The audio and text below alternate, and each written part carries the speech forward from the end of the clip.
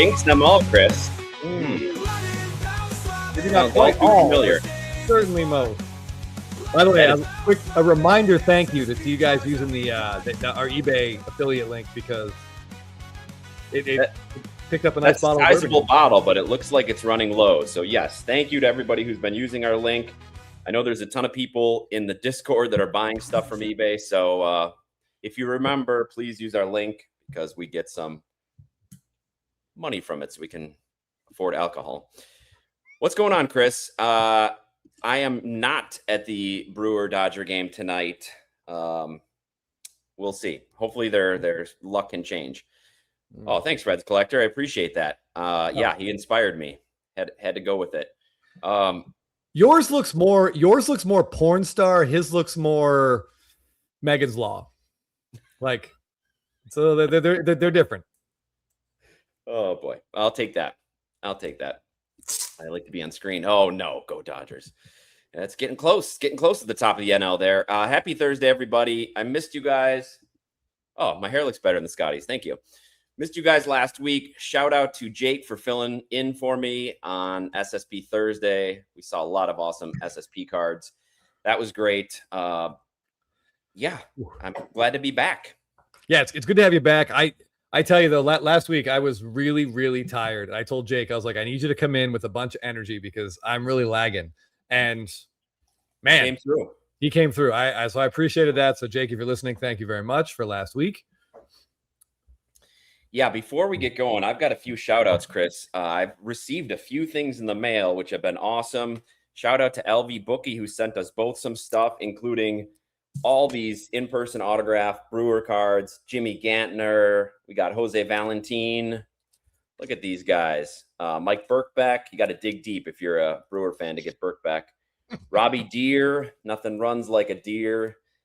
We got Giovanni Gallardo. A nice big autograph across that. Jaime Navarro. And Jeremy Jeffries. Look at that giant coat he's got on. So thank you for LV Bookie for sending these, and he sent one for Chris as well. Yeah, this one we don't have to dig quite as deep, Jeff. Nice Alkaline auto here. Looks awesome with that blue Sharpie. Really nice. So thank you very much. Yes. Yeah. And Brian from the Discord, look what he sent me, Chris. Check this baby out. Sent a really nice note along with this Yount Heritage auto to 25 with a bat, my favorite all-time player. Thank you so much for this. It will be a prized part of the collection. So thank you. It's amazing that cards like that are in Topps Heritage, Jeff, given how many boxes of that product we've opened and never seen anything like that come out. Never seen anything like it. No. So thankfully some people do. That's sweet. That's awesome. Great auto on there too. I got one as well. I want to give a quick shout out to John Rosens, who is Kid Justice in our trivia. He pulled a card out of a Topps Chrome hobby box. I believe he said it was his first Topps Chrome hobby box, and immediately thought he should send this to me. Now, thankfully, he did mention in his note to me that if it was selling for a couple $100, he would have definitely put on eBay. So he is. You got to be realistic here. You got to look at this. Yeah. Oh, just look at this. Oh my God, I love this card. I wish he was wearing a Braves uniform, but we don't quite get that. But this is just incredible. So John, thank you so much. And his letter, Jeff, even included a quote from Jebediah Springfield. So really, that was almost better than the card. He also included a couple cards for me. So shout out for these Sprout refractors. Hope you don't mind. I let my son pick one of them. He picked the regular refractor. So thank you for sending these. Prism for Jeff. Yeah. And of course, the quote was, "A noble spirit embiggens the smallest man." Just a fantastic quote. This card is just Topps nailed it with that one, I gotta say. Well done. So thank you everybody for sending those. Hope everybody is doing well this week. Field of Dreams game is coming up in the mentions a little bit. Oh yeah, no, it looks awesome. I missed the beginning. My wife and I were still at the gym. We watched a few innings. I want to say it was Luke Keeschel in right field, kind of flub a Kyle Schwarber. It was a home run, but he should have caught it. So now Matt Olson's 2 behind Kyle Schwarber. So I hate that. Okay, I didn't see that. So he should have caught it, meaning he should have reached. He was like right up against the fence, and like his hand, like if the fence is here, his hand, he was like this, and the ball just clanked right off his glove. Like he didn't have to jump or anything, just missed it. Yeah. Easy catch for a major league player. You and I would have no chance, but well, maybe you. Thank you, Crazy Cryptids. Wow, what a nice compliment. That's also a Simpsons quote. I thought it was just a compliment. HB Cards first Patreon payment went through. Thank you for joining the Spitball and Patreon. Love the Discord and the extra vids. Not sure what he's referring to with that hashtag. Let's just maybe get that quote off the screen, Jeff. You just gotta join. I think one of the best benefits of the Patreon or Discord, Jeff, is you get us Spitballers kind of after dark, if you will. It's a little spitball and unfiltered on those videos. Unfiltered. We don't have to be we be quite as cautious. So yes. Thanks for joining HB Cards. If anybody else wants to join, there's always a link down in our description to join the Spitball and Patreon. Yep. Or the Discord. Cubs get to 3 games back with the Brewers playing 4 against the Dodgers, and they almost got no hit today by the Nats. Well, the Brewers are coming off a sweep in San Diego, so I can't say too much about that. Man, I shouldn't complain, Jeff, because the Braves are playing really great baseball, and Tyler Mahle has just pitched his ass off for 2 starts.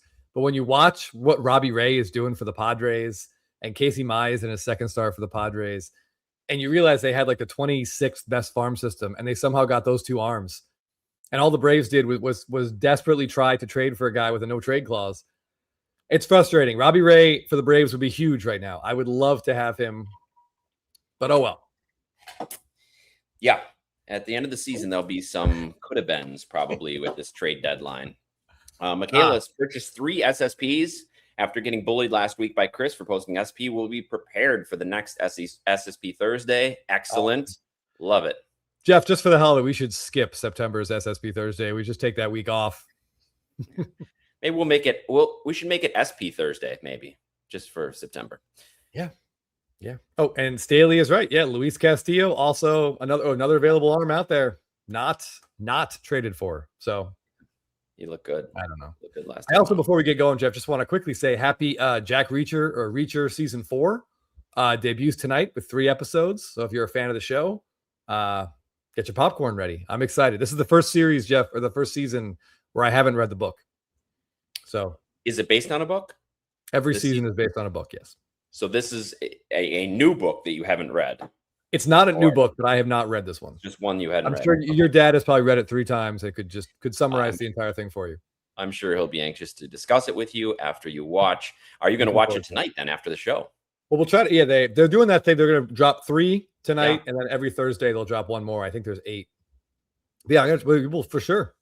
Yeah, we'll all 3 tonight. Oh yeah. Wow. All right. Very impressive. Good evening, Tip of the Mitt.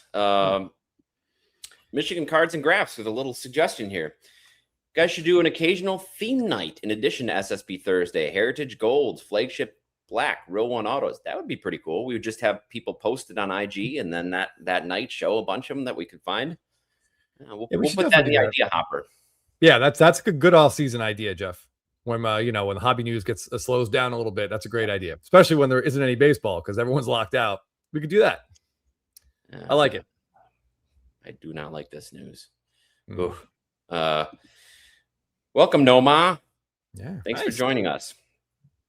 All right. So, Chris, speaking of the Field of Dreams game, you want to tell everybody what we're playing trivia for tonight? Excellent. Yeah. We got 2 prizes tonight. First place can choose, but we've got an Aaron Judge Stadium Club Field of Dreams card here. What a great shot. If you search for this on eBay, every seller will tell you SP variation. Some even say SSP. It's a base card, but it's really cool. It's one of his best base card images. Definitely solid Marla Hooch vibes here, Jeff. Yeah, look at that. From a distance, I like it. We also have a George Lombard first Bowman paper card. So if you win, Volpe. Yes. Well, hopefully Volpe new and improved. Although he did hit a nice short porch home run against the Braves, which they measured at like 350 feet. Despite it landing 1 row behind the sign that says 316. So I don't know what measuring metric we're using.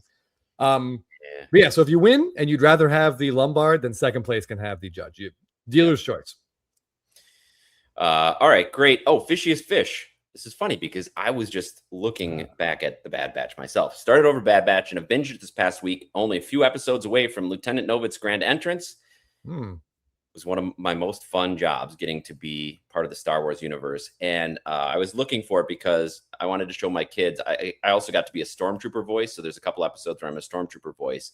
And they were able to recognize that voice. But my Lieutenant Novitz has an accent. So they didn't believe it was me initially. I like that they made your wife pull up the IMDb. Yeah. Tip of the Mitt, checking in on the 2019 update hanger boxes with Pete Alonso. Okay. Is he in there? I don't know. I don't know if he's an update or series 2 or even series 1. I don't know. Somebody in the chat will know. Yeah. Baseball card Brett, I agree. And Raul, I also agree. I just want to take a minute since it is Field of Dreams Day, Jeff. I just want to show you guys. I did a quick little eBay search earlier. I just want to highlight some of the other really cool Field of Dreams cards that are out there if anyone should feel so inclined. Thanks, Series 2 end update. There you go. So here, Garrett Cole has an SP, I believe, which also Short Print a Day was kind enough to post today. I like it. I feel like, Jeff, the cornfield, it's made for horizontal cards, right? Yeah, from a distance, it just kind of looks like he's walking down a green hallway. I like the far shots for the Field of Dreams cards. Yes, I agree. So there's the Cole.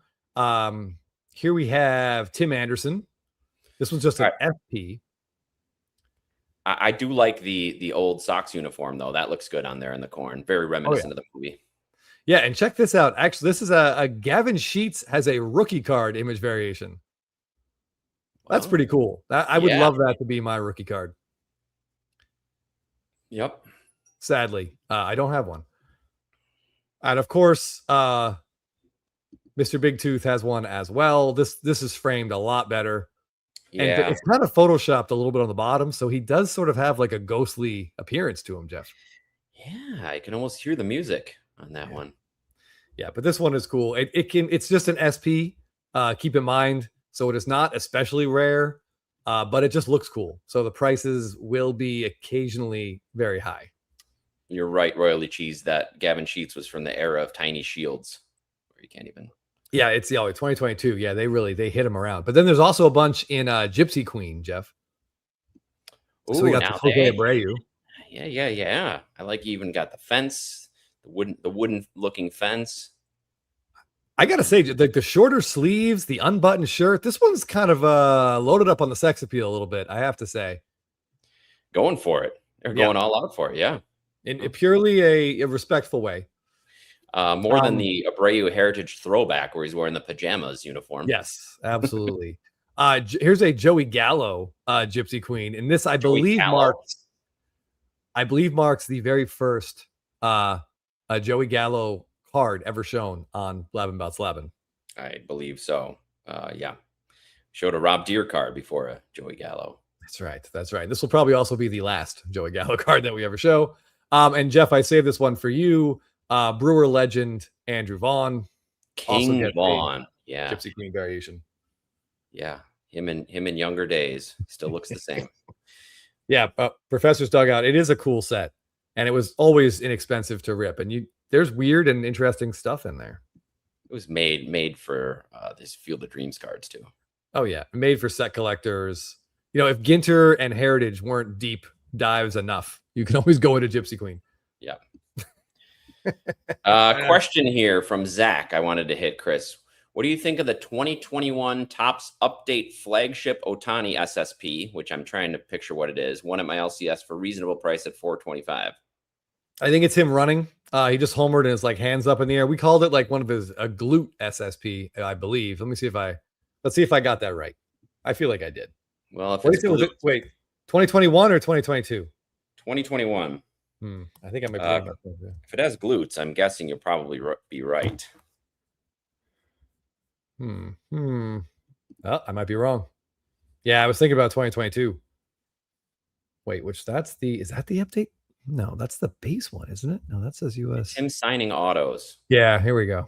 It's this. Right. Ooh. I mean, maybe his you least know, aggressive SSP, but it is an Otani SSP, and you got a blue sky in there. and I don't think he signs a ton of autos, Jeff. Well, not anymore. Let's see. Let's see what these sales are here that we're seeing. Well, if we hop over to Market Movers, your LCS is right on comps. The last raw sale went for 450 about a month ago. PSA 10 over 1,000. Before that, 485. So, yeah. I mean, if you like it, right in the wheelhouse. Yeah, Yep. especially if it's in good condition. Yeah, I mean, unlike Mike Trout, Jeff, we don't have a ton of Otani signing auto. That might be the only one. Too soon, battery. Too soon. Oh. Zach says, that's my thought. Not my favorite image, but 425 seems reasonable. Yeah, I mean, in this this Otani mania era. Reds collector with a similar. It was a race. It was a race to make the race get to the joke in the betting slip. Oh yeah. But yeah, sadly, there is no Otani Field of Dreams card yet, or at least not one that we found. Yeah. Yeah, Jorge, you're spot on. You don't see that a ton, especially on Otani, Jeff. I'm surprised it wasn't 30% more. Yeah, going and lowball them. Say he'll give you 3 1/4 for it. They'll say 475. Yeah, you just all right. Keep us posted. See if they'll take our eBay code while you're there. I like where your head's at, Jeff. They won't, but you never know. Michaela says not Stanton biceps, but acceptable. I believe about Otani. Yeah, and us as well. I think. Yeah. You know, appreciate that. No Stanton, but I can get around the bases. So got that going. And you can open up a bag of chips with the best of them, Jeff. Yeah, it's true. Yeah. I did want to take a minute, unless you have something you want to talk about first. I just want to talk about Topps Tribute for a second. Mm-hmm. Let me just hold on. I'm gonna have to do some. No ABS at Field of Dreams. Nope. Interesting. You know, somebody's gonna be PO'd about that. Yeah. Yeah. Lisa Rise already tried to. So a couple of these duels have already popped up. They're called True to the Game, I think is what they're. But we get 2 autos on one picture, which I think is awesome. Love it. So this is one, Trout and Jeter. I just wanted to show you guys. This one looks great. There's a couple Rangers ones. I've already shared them with Curator of Cardboard. I think he got the one he wanted, so I don't feel like we're costing him any money right now. But take a look at these because some of these are really good. Let me pull up a couple. That's cool. I love that they're wearing the All-Star uniform. I wonder what year that's from. Does it say on there? I don't think so. I'm sure it's a year Trout didn't play in the All-Star game. Well, it's got to be. I mean, go ahead. I'd win this. A Jeffers tie race around the bases now. I mean, he's no Barry Sanders anymore. I would win for sure. Let's do it. All right, hold on. Jorge saw the Beltre Young one. Yes. Yeah, I was actually about to grab that one. Bang. That's cool. Like, yeah, that's really cool. How many hits are on this card, Jeff? It's got to be over like 5,200, 5,300 hits, something like that. That's a lot of hits. And yeah, if you're a Rangers fan. Ooh. So Curator told me that he doesn't do non-playing day cards. So just throwing that out there. All right. And I think somebody asked you that, Chris. Was that when did that come up? It was a show when I wasn't on, but somebody was asking you. Maybe it was last week. And typically we don't go after non-playing days cards, but there are exceptions, and I would say these fall into that. Yeah, I think these are very cool. There's one, there's the Kurtz and Jacob Wilson. There's one that I think sort of takes on a whole different attitude, given a rumor that's been going around, and that's this one. The Red Sox with Roman Anthony and Marcelo Meyer, who, first of all, I did not know the Red Sox shipped Meyer out until like 2 days after the deadline. I didn't see. There's no fanfare whatsoever. They just dumped him for like a lefty reliever, I think, right? To San Francisco. Yeah. Yep. And now rumor is that Roman Anthony hated him and that it's possible he was traded just to get. It sounded weird, Chris, because it sounded like they were friends and like hanging out all the time and then broke up or something. And then there's bad blood. I don't know. Yeah. And maybe there was a injury result of this, their shenanigans hanging out. So I guess they had to split them up like 2 kids in class. Yeah, I guess. Hopefully, Roman's sister was not involved. Jorge cards, these are called True to the Game autos. They're in Topps Tribute. So if you just do Topps Tribute, if you look on eBay, I just do 2026 Topps Tribute True and hit enter. A bunch of these are going to come up. Newbie says, oh, wow. Good riddance. That's hardcore. We got that's a Red Sox fan. 500 career hits on that Rangers. That was pretty close. Yep. Nice. All right, hold on. I really like these cards. Let me grab another one. That was a better angle at that. Nope, same one. It does take a little while to to weave through some of the cards in the set. Oh, I want to talk about this as well. Let me pull that one up too. There's another interesting insert set in this tribute set. I've never referring, I believe, to the other insert set. Maybe this is the one you're going to talk about. There's a Juan Soto Joe Buck auto from last year. Oh, I was actually going to not talk about those, Jeff. Yeah. But I can. This one's great. Yeah. I like this one a lot. Just give me a second. Let me pull up Son and Dad Griffey. Oh yeah. Where'd the other one go? Come here. No. Yeah, no. Maybe Anthony wasn't hurt at all. They just couldn't be in the same room. Had to be separated. Here we go. All right, this is the other one. This card is phenomenal. I mean, there's two first ballot Hall of Famers, two of the best right-handed hitters, Jeff. During our lifetimes. Even more hits on that card, Chris. Yeah. Oh my, there's so many hits and so many home runs. There's 1,200 home runs and 6,400 hits. A lot of MVPs, a triple crown even. Yeah, a triple crown, 5 MVPs. I was going to say 3 World Series championships, a whole bunch of World Series home runs. Mm-hmm. But it is kind of funny we get them here in the twilights of their careers. Kind of enjoying a joke at first base, which is cool. Yes, which, I mean, by this point, I hate to say it, but they kind of were. They're probably the most expensive twosome right there for what they're producing. They both had horrible endings to amazing careers, and the longer we get away from those endings, I think the more people will appreciate their initial dominance in their first decades. No, they definitely deserve every bit of appreciation that they can get. So, Chris, about these, I see this one's out of 15. Is that standard? Do they vary based on parallels? I think the base is out of 50. And then they go down from there. I have the details pulled up right here. Come on now. Autographs. What's your 10 with the comment? Great Pujols Miggy card. Makes me wonder how many more will be produced as time goes on. That's always the concern you have with these. Always with autographs of players who are still with us. So yeah, that is a very big concern. The nice part about this one is it is the photo of them both together and signed on the card. So there's probably a bunch of sticker autos of these two together. Oh, I'm sure. But yeah, so I'm seeing that there are pinks out of 10, reds out of 5, and a black 1 of 1, but no mention of these out of 50s. So I'm guessing 15. Oh, these are out of 15?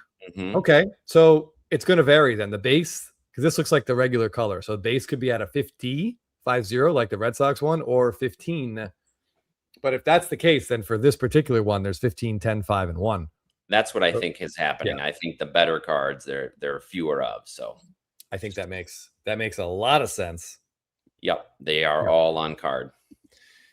Yes. All right. Now, what I saw some other people mentioning, the calling the shot duels. These are great. Let me see if I can get an image of one that looks cool. All right. D Green was mentioning it. Hold on. I don't want to pull that one up. I don't want Staley to have to relive that. There, we'll pull up this one because it looks very good. Generous.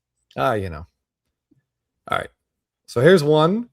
And this is Felix Hernandez and whoever Dave Sims, the Seattle announcer. And this is after Felix completed the first perfect game in Mariner history. Awesome. That's pretty fantastic. Yes. And I'm glad they went horizontal with this. Gives a nice big space for the auto. Perfectly centered. Really, really sharp auto. Great card. Yeah, that one's awesome. Then we have another Mariner card, Ichiro. And this is him hitting a walk-off 2-run homer off of Mariano Rivera. That's impressive. I mean, if you not many people have done that, Jeff. No, I would be glad to have that on a card. I would carry it everywhere I went. What's up, Filmington? You just came up in conversation earlier. I can't remember what it was. Probably something bicep related. It was actually, yeah. Well, sorry, Michaela. Staley goes, I hope he doesn't show the card. And then you immediately show the card. Hey, I already I tried to get off the screen quickly. Sorry about that. He knows. I already showed him a picture of it a couple days ago. Here's the Aaron Judge. Now, I know Jake and I thought this would be his 62nd home run, but it's actually an image from his. It looks like he homered in his first career at bat. So this is young Judge. Yes, so we get that on the front and Michael K on the back, looking like a little bit more serious than he needs to.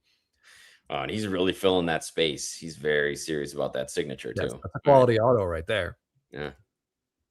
But I mean, there's the Dave Justice. Yeah, if you're a Yankee fan, Staley, look away. This is Dave Justice hitting essentially a pennant-winning home run off the Mariners, and Michael K again on the back. There's also a Jason Dominguez, although I can't imagine what it is he's doing that warranted a card of any kind. Celebrating his $474,000 card sale, not to him. That would be amazing. Yeah, right to him. But yeah, those are very cool. I would check those out. Curator passed on the Young Beltre to go Evan Carter, Josh Young home run celebration during the postseason World Series run for the Rangers. I was looking for one of those on eBay right now, and I don't see one. I wanted to show that one. Curator must have got it. Yeah, it's made for a Rangers fan. Mm-hmm. But yeah, there are some pretty big moments on there, and those cards are fairly limited from what I have seen. Some of them I see there's like base cards out of 50. Same with the other with the duels, Jeff. It's probably going to be very inconsistent. Yeah. Although Staley, I do see that Felix Hernandez does have a copy numbered out of 50. So that means there are at least 66 of that card. So I like your chances at landing one. All right. Oh, I didn't see this. Is that the one with the third arm? The old third arm card of Judge? Oh, flagship Judge. Yeah. No, that's the update leaning on railing card. Yeah, that's the 3-arm Judge, isn't it?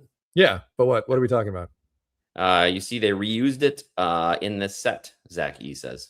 Yes. Okay. Thank you. That leads quite nicely into this other insert set they have in Tribute, Jeff, where they have images from other cards with autos. So, for example. Oh, so it was intentionally used. Yes. So we have this David Ortiz. Oh, somebody had mentioned that earlier. That's sweet. Yes, that looks really nice. Let me see what those are called so it'll be a little easier for me to find them. No. But yeah, so the Trout, is it just? It's not that. So the Trout is using the shop from his rookie card. League inauguration. I don't think it's that. Up for auction now with 1 minute left. Tribute to Topps, it's called. Yep, there we go. While you're doing that, Japanese Hercules ripped at 89 upper deck last week. Awesome. Pulled a very clean Ken Griffey Jr. and the diamond on the back is almost perfectly positioned. Oh. Send it in. Sounds like a PSA 6. PSA 6. I would not be in a rush to get that one graded. Yeah, so here's the Judge. They did use, okay, but they intentionally used these old photo. I see. Yep. And this one you can still kind of tell. There's a third arm going down. Where? I did see this one, Professor. Jake sent this one out. The Robin Yount version has him on a motorcycle. He's originally from Stadium Club. Yeah, he's on a dirt bike. Big dirt bike racer, Robin Yount was, before Fernando Tatis made it so popular. Yeah, so there's the Bobby Witt mullet image with an auto, Jeff. That's pretty cool. Not going to lie. Jersey? If you're an Astro fan, they have done it with Altuve. And let's see who else pops up here.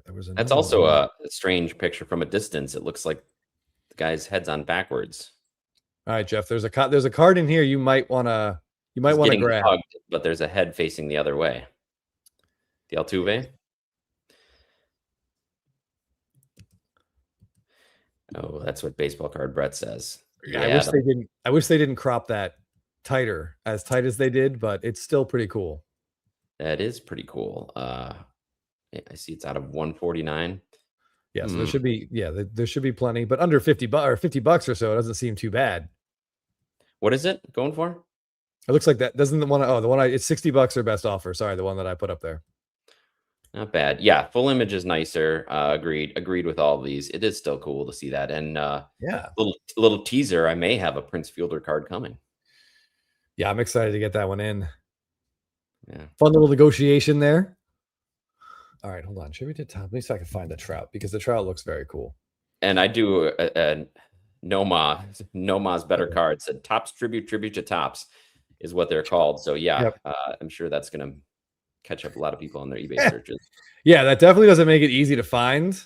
It's also pretty funny that it's basically a tribute to themselves.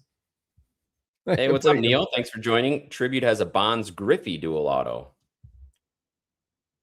Is it Young Bonds and Griffey? I'll be honest, I haven't seen that one. There's probably one copy of it. I don't think that one's on that checklist though of the True to the Games. All right, let us know more about that, Neo. Yeah, what is that one called? I like that Neo just drops in to tell us there's an amazing card that we didn't know about, and we're like, oh my god, now we have to go find it. Forbidden Donut says there's one up on eBay right now, Chris. Tribute Tandem. Yep, I see that. Tandem dual autos. All right, let's see what that looks like.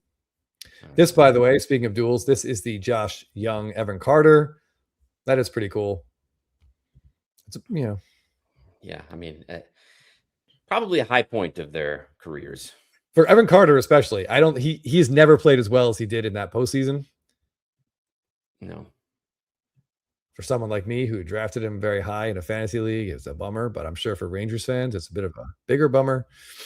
All right, here we go. This is the Bonds Griffey. Yeah, those look like they're both on card. Okay, so I see. Yeah, they're different. It's not that they're in the same photo. I was wondering when they would have caught him. It'd have to be at an all-star game. Home run derby, maybe? Yeah, home run derby. I'm sure there were instances, Jeff, where they were in the same spot. I'm sure. Yeah, so this is very cool. I don't like it quite as much as seeing the one photo of the two players, but at least they're on card. Nice big autos. Yeah. Yeah, these look good. And I like how they have them facing each other on the card. They made it look good. Poolside Burrito, you're right. There is some amazing stuff in here. It's just I've never bought a box. No, and you wonder, I don't know. I guess next time we have somebody from Topps on, we should talk to them a little bit about this because it's interesting where they decided to put some of these their best cards. Are they trying to position Tribute as a premium set?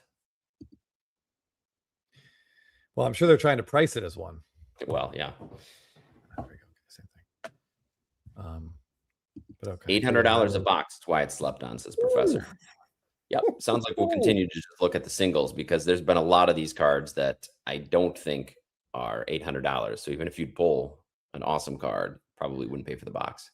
Yes, and I think we mentioned this a couple of weeks ago. Yeah, by the way, that Griffey pool, that Cabrera pool sold at auction for about $1,200. So that's 50% barely over a box. Wow. In the calling the shot set where there's an announcer and a hitter, there is a Luis Gonzalez with Joe Buck. So if you're a Diamondbacks fan, this has been a hell of a year for you. You get the Luis Gonzalez legend holding up the trophy, and you get a tribute auto of I can't imagine it's anything but his walk-off single to win Game 7 of the World Series. Gotta be. It's gotta be. What's that image goes like? Him kind of jumping, a moment of contact. Like, what's it going to be? I don't know. That one is a redemption, so I haven't seen the image of it yet. But you can find those on eBay. I think one popped up and sold for like $150, $160, something like that. My team ever wins a championship. Yeah. I mean, that's like 20% the price of a box. You can get that card of your player winning a championship. Yeah, I gotta say it's a rough insert set for Rivera, right? I mean, 2 of the calls are walk-offs against him. He's got to be like, I doubt he cares, but I've only given up a handful of walk-offs in my whole career, and how are 2 of them in this set? Crazy. Also reminds me, Jeff, I have not put the trivia link in the description. Rob says I opened 4 boxes, got killed. Best card was a Freeze Buck calling the shots auto. Okay, is that we'll see you tomorrow night? Gotta be. It could have been either hit in that game, right? But it's got to be the walk-off home run, I would think. You would think it would be. Forbidden Donut says they should have Griffey and Bond signed a 1991 Fleer. Yeah, they've been on cards together. That's the one where they're together, right? Can you imagine a buyback of that if Topps bought the rights to Fleer? Yeah. That would be amazing. All right, so that is the trivia link. Remember, you are playing for either an Aaron Judge Stadium Club Field of Dreams card or a George Lombard Jr. First Bowman. Let me. I want to go pin that to the top. You pin that. Yes, the Luis Gonzalez is a redemption. Give me a second. A lot of redemptions. Yeah, there's a lot of redemptions in here, but honestly, Jeff, those don't bother me near as much as stickers would. So no, I don't mind the redemptions. All right, should be pinned up there. Fleer. There it is. Yeah, the yellow card. Mistro cards. How long do you think Topps will wait to have the Lombard debut patch in a product? Well, it's got to be in next year's. Yeah. Yep. 2027 Topps Chrome update. Yep. He'll be on the front of 2027 Series 1 hobby boxes, I'm sure. They're going to market the heck out of them. Yeah. Oh, yeah. Congrats, Chris. This is nice. Nice. Dude, there was such a good I remember that World Series pretty vividly. I was living in New York at the time. There was a really great article by someone on, it may have been Buster Olney, could have been Rob Nair, I forget who it was, but he said like Bob Melvin managed that thing terribly, and somehow the team was so good, and like Randy Johnson and Kurt Schilling were so good, Jeff, that they just would not lose. But he was like, he left Kurt Schilling in too long in game 1, and that was a blowout. But he made him throw like 2 more innings than he needed to, which meant that in game 4, he wasn't quite as fresh as he should have been. So he had pulled him an inning too early, and then Kim had to go 2 innings and blows the game. Game 5, Kim again blows the game. And then in game 7, like Schilling still a little bit tired, still like went 1 inning too long. And it was just like Bob Melvin was, or not Bob Melvin, what was his name? Bob Brenly? Bob Brenly. I said Bob Melvin before. Whom I also hate. No, Bob Brenly, yeah. And still the team just bailed him out. They just would not lose. Randy Johnson was an absolute beast. The two of them were. I mean, I think there's a stat, I forget what percentage, but those two pitchers, Jeff, pitched like something like 66.7% of the total innings in that series. So it's just crazy. 87 Topps legend, Bob Brenly. Mm-hmm. Oh, yeah. Demand. Yeah. There's been some very unflattering Skeens memes going around, but they are all well-deserved. I'm sorry to say. Well-deserved, especially for anybody who has his cards or drafted him in fantasy. He's just been an absolute joke. Absolute joke. Yeah, he's been bad. Through 65 pitches, gets yanked after 65 pitches in 5 innings. Yeah, and he's been getting like kind of worse and worse, Jeff. Yes. And the image going around showing how many 98-mile-an-hour fastballs he's thrown rookie year, second year, this year, it's just he barely throws that fast anymore. Hurt or out of shape, something. Yeah, I'm definitely leaning towards out of shape. I'm trying to find that meme that was going around that said like called him Paul Scones. That's pretty good. That's good. I like that. Hey Stewie, this is awesome. The Acuna SP from Topps 2026 Chrome arrived. Where to send for your giveaways? Port and I follow through. Yes.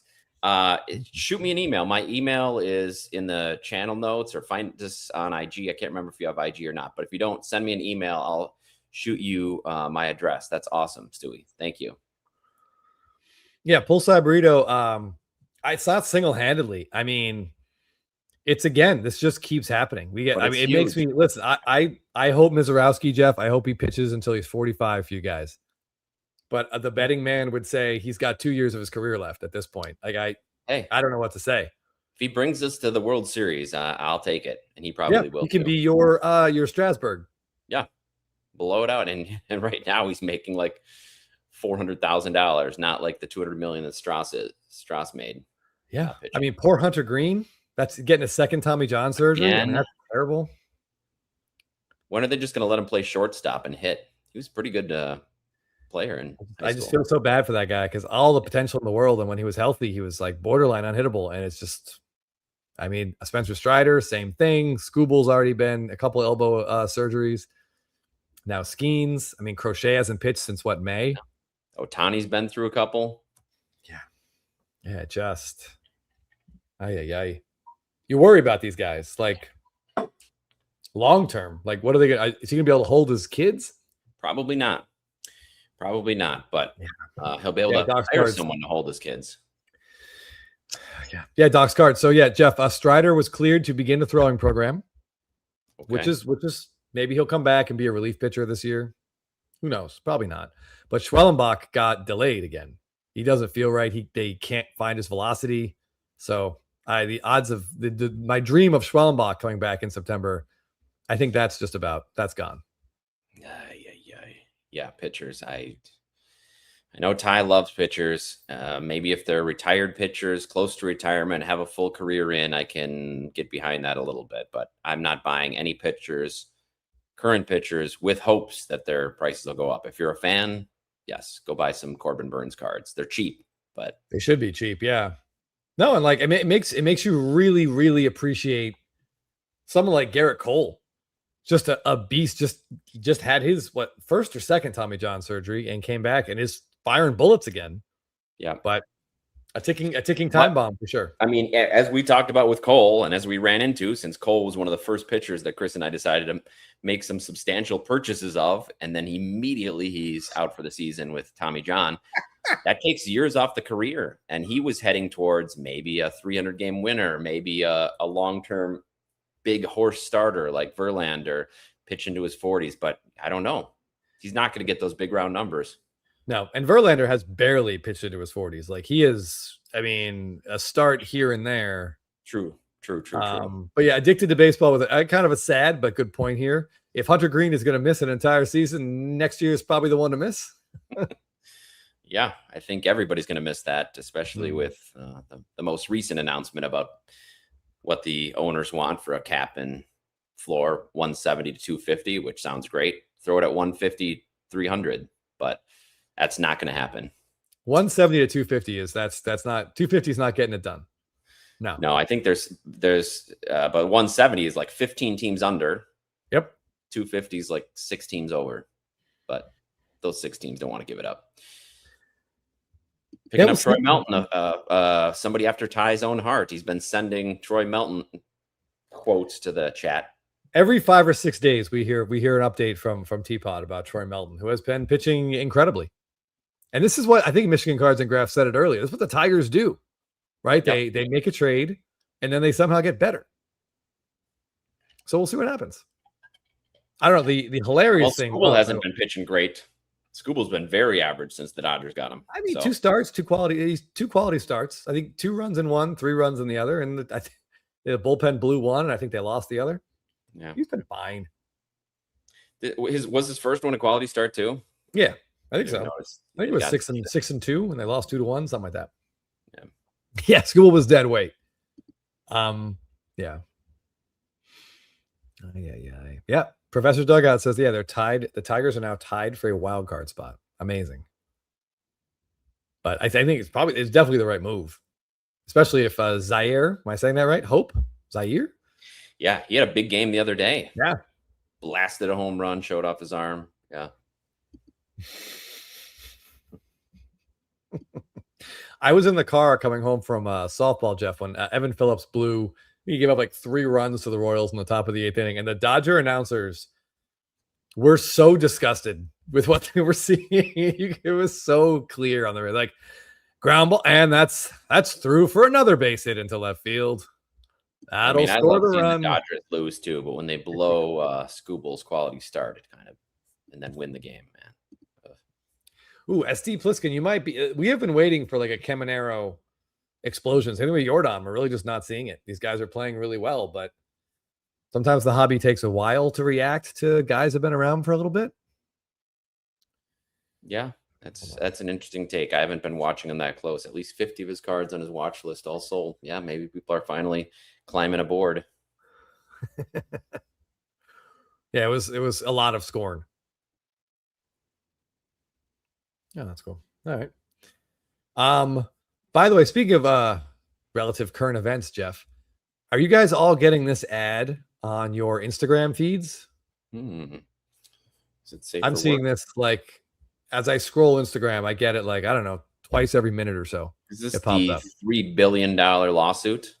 I'm not sure what law firm it is, if it's related to that lawsuit or if it's someone else fishing for other clients, but You may be owed money. yeah.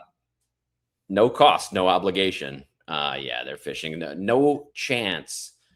No chance this works. And in related news, Chris, our last order that was due August 6th is still in research and ID. So Oh yeah. We said once they made that announcement, I think you and I were like Thanksgiving best case scenario. But what I mean, But they do say sorry for the delay. So you got that. yeah, there we go. Yeah. As George Costanza says, you can stuff your sorries in a sock. Yeah, Oh my Clifton. I noticed conspicuously nobody was helping Freddie out as he's doing a face plant into the dugout. It was nice to see him stand up and walk out of that under his own power. Yeah, and in the lineup tonight, that guy,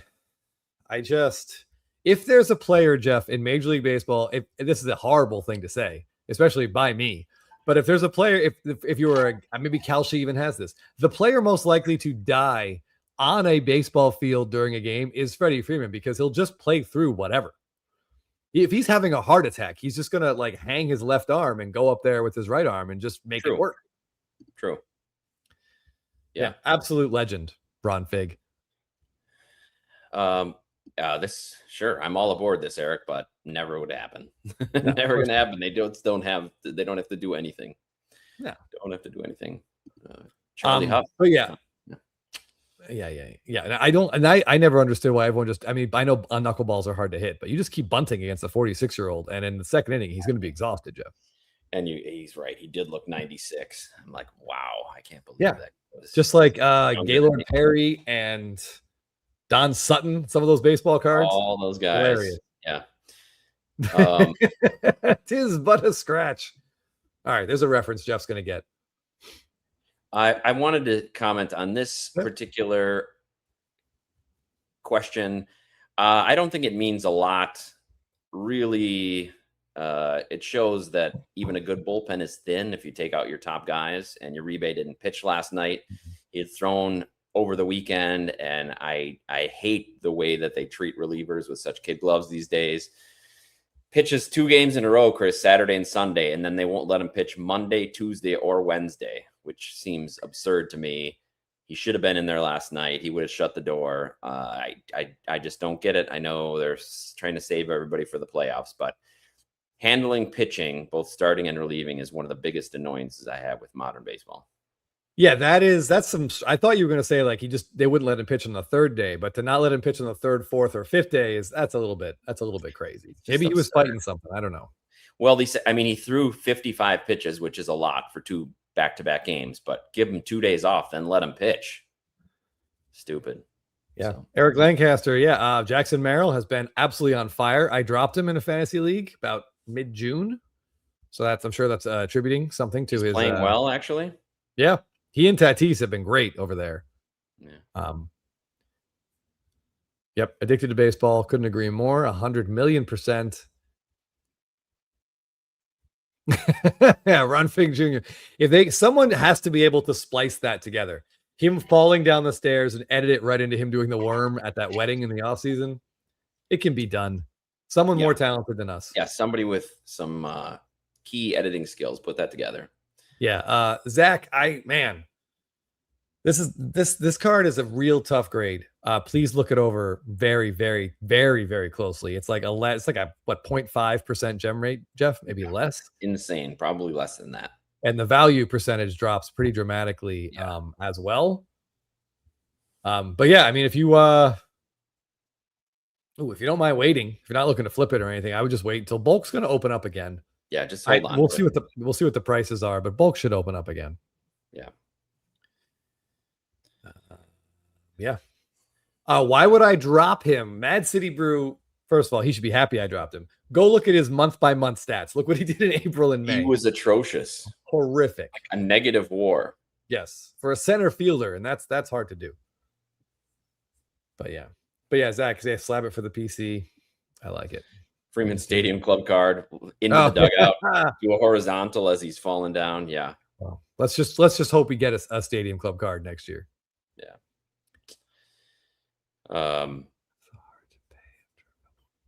That was Chris that dropped him pull side, but yeah, I'm sure he says you're welcome.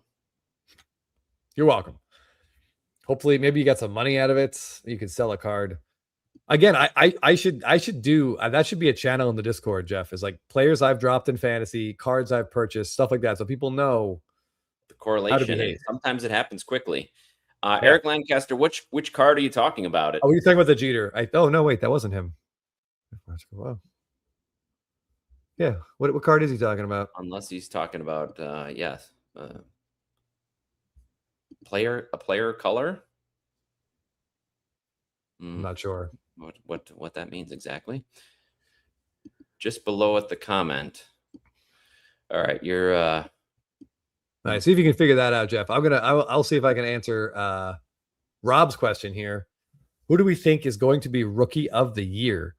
I've liked Sal Stewart in the National League like pretty much since opening day, but Weatherholt as a shortstop is probably going to win the award, I would think. What do you think, Jeff? Probably. And McGonagall's going to walk away with it in the AL. He's right up there with WAR leaders in any position. He's been consistently good.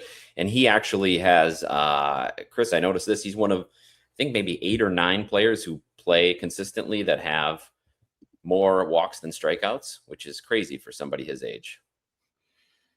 Yeah, Res Collector. I love Sal Stewart, especially in fantasy. The guy, and I love his vibe. He's very Cincinnati to me. Like, and I did not appreciate he homered in today's game, Jeff. And then the White Sox pitcher, was it Davis? Anyway, threw over his head and then hit him in the head, and back-to-back pitches.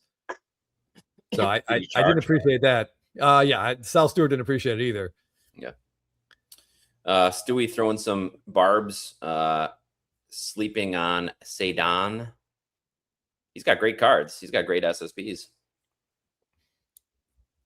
I'm pretty sure that is who. Oh, yeah. Okay. I think Eric was referring to this tribute, Byron Buxton, 1 of 1. No, I think he said a judge that he sent you in the Discord. Oh, I thought that was sent to me in the Discord. Hold on, let me get back in there. Oh, he did. Maybe he was. I like that Byron Buxton, but Jeff, that's got to be the damn smallest autograph I've ever seen on a baseball card. Is he wearing a fishing vest? And yeah, the auto looks nothing like Brian Buxton. It looks like you can kind of see a B at the end. Well, you and I can see a B toward the end. If it's earlier in the day, at this time of night, it's difficult for us to see that. All right, hold on. Let me see what we can do here. We got to vote for TJ Rumfield. Yeah, he's still hitting bombs. Hold on, let's get this. Question from Hectic. Do you think MVP fatigue will ever affect Shohei unjustly? MVP fatigue is a real thing, and anybody who lived through the 90s knows that with Michael Jordan that happened. Unjustly, I don't think, like right now, he and PCA are neck and neck. If it ends like this and PCA wins, there could be a few people that are voting for him just because they're tired of voting for Ohtani, or maybe more accurately have felt like Ohtani's won enough. But I don't know if that would be unjust because they're pretty close. It would have. I mean, yeah. Right now, PCA has been by WAR the better offensive player, and he has a higher WAR. So I understand, certainly. Obviously, there's other metrics, that will benefit Ohtani. Plus, it allows the Dodgers to carry the extra player on the roster, which helps. It's close. Like, it's really, really close. We'll see what Ohtani has in store. He should not throw another pitch this year, Jeff. They can't screw around with this. Like, if he hurts himself postseason, though, no, you think I wouldn't. Why? Well, it depends what they have. Who's going to be right now? They have Scooble, Yamamoto, and Snell. Who cares? Like, right. Well, we'll see who of those is safe. This is like some kind of game. Eric Lance just know the eBay. Now I'm really confused. Yeah, bro, you're killing me. I went in the Discord. I don't have any messages, so. But I don't know about the eBay. Yeah. Journey. We'll see. Like right now, it will come down to the last 6 weeks. Like, who plays better? Oh, Keon McBain. I like where your head's at. Matt Olson had that amazing home run yesterday. Did you see the highlight, Jeff? He was like so disgusted, like at the It pitch was. itself. It was amazing. Like That was such pretty a funny. yeah, it was a great reaction. Yeah. Ohtani should never pitch again. I don't think that's ever going to happen because he loves pitching. So maybe they can talk him out of pitching this year, but never again. I don't believe that'll happen. He loves to pitch. He loves that as part of the game, and that's part of the reason he went to the Dodgers. I don't think they're gonna talk about it. Spartan Domer, I chuckled at this. That's great. You had to hear it in the voice. That's awesome. That's very funny. Yeah, just it doesn't make sense, Jeff. Like, it's hurting his knee to do both right now. He is so valuable as a hitter. Like, the risk is just too great. Game 4 could be Robleski or Sheehan or Lauer or who Glasnow could be back. I mean, this is just so ridiculous how deep their pitching staff is. Yeah, we'll see. I know it's absurd. If everybody's healthy, there's no reason to it. Yeah. No, absolutely not. Maybe you can develop a knuckleball in the off season and just get out there every few days, throw a knuckler. No need to put any weight on that knee. Yeah, Snell looked great yesterday. Which he does. Yeah. And then now, unbeknownst to us, he's probably already on the IL. Yeah, for sure. He's pitching through something. I feel like he always has been pitching through something. But Jeff, that was just a perfect example of the Dodgers' depth and what it means for them. Like, they can just slow roll his rehab. They don't need him to pitch until late August. Then he's got like 6-7 starts, get fresh. And there we go. Baseball is so broken. All right, let's see if we can make this work, Jeff. I don't know.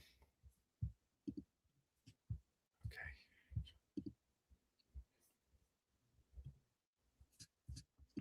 Is Snell breaking full time? Not surprising. He'll probably get hurt. Cut his finger that way.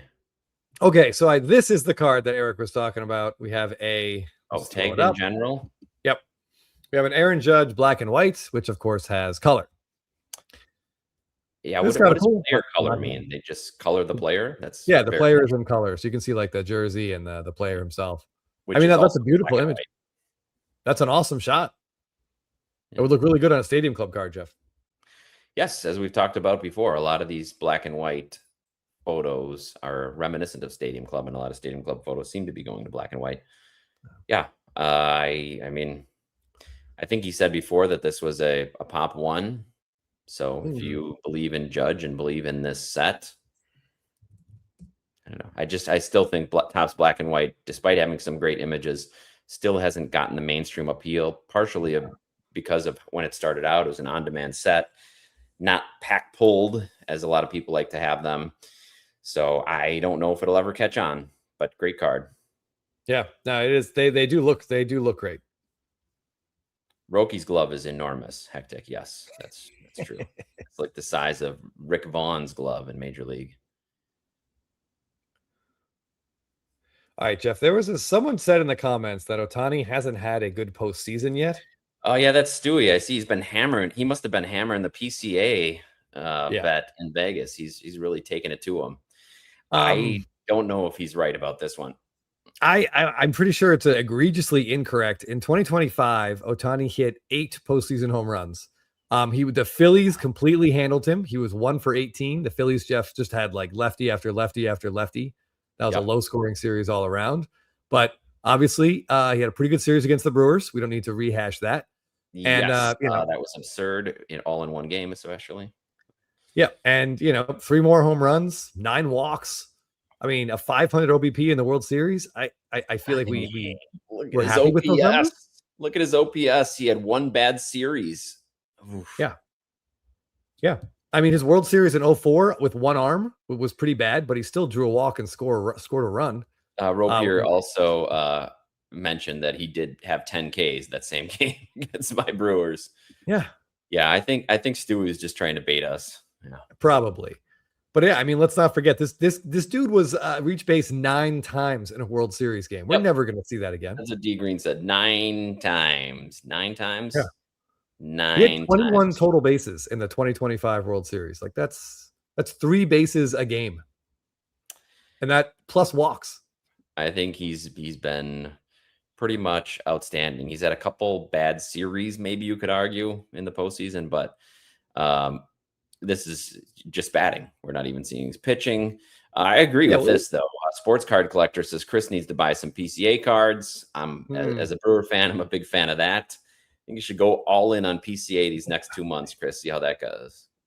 If he had a better Golden Mirror rookie, I might search it out. But I don't want to sit here and just be an Ohtani apologist here. But yeah, his first series here against the Padres wasn't great, but his 3-run home run against Dylan Cease kind of brought the woke them up, turned their whole postseason around. Against the Mets, he was great. Yeah, and that series was his first postseason series ever. Yeah, Tommy Edman won NLCS MVP, but just looking rudimentary here, in 6 games, he was on base 17 times with 2 homers, and he scored 9 runs. You know what? It was caught. He was caught stealing that one time, though. So yeah. Crazy Cryptid said PCA will lose votes due to his lack of eyebrows, which could be. Now we're talking. Friend of the show, Mike Bassick, is at the Big A. Rangers versus Angels. Throwing the football. He does have a throwing the football one, Chris. PCA. He does, yeah, in Topps Chrome this year. Powder. I think that's the first Powder reference we've had on the show. I made it last. I believe I made that claim last week. Okay, so trivia is up.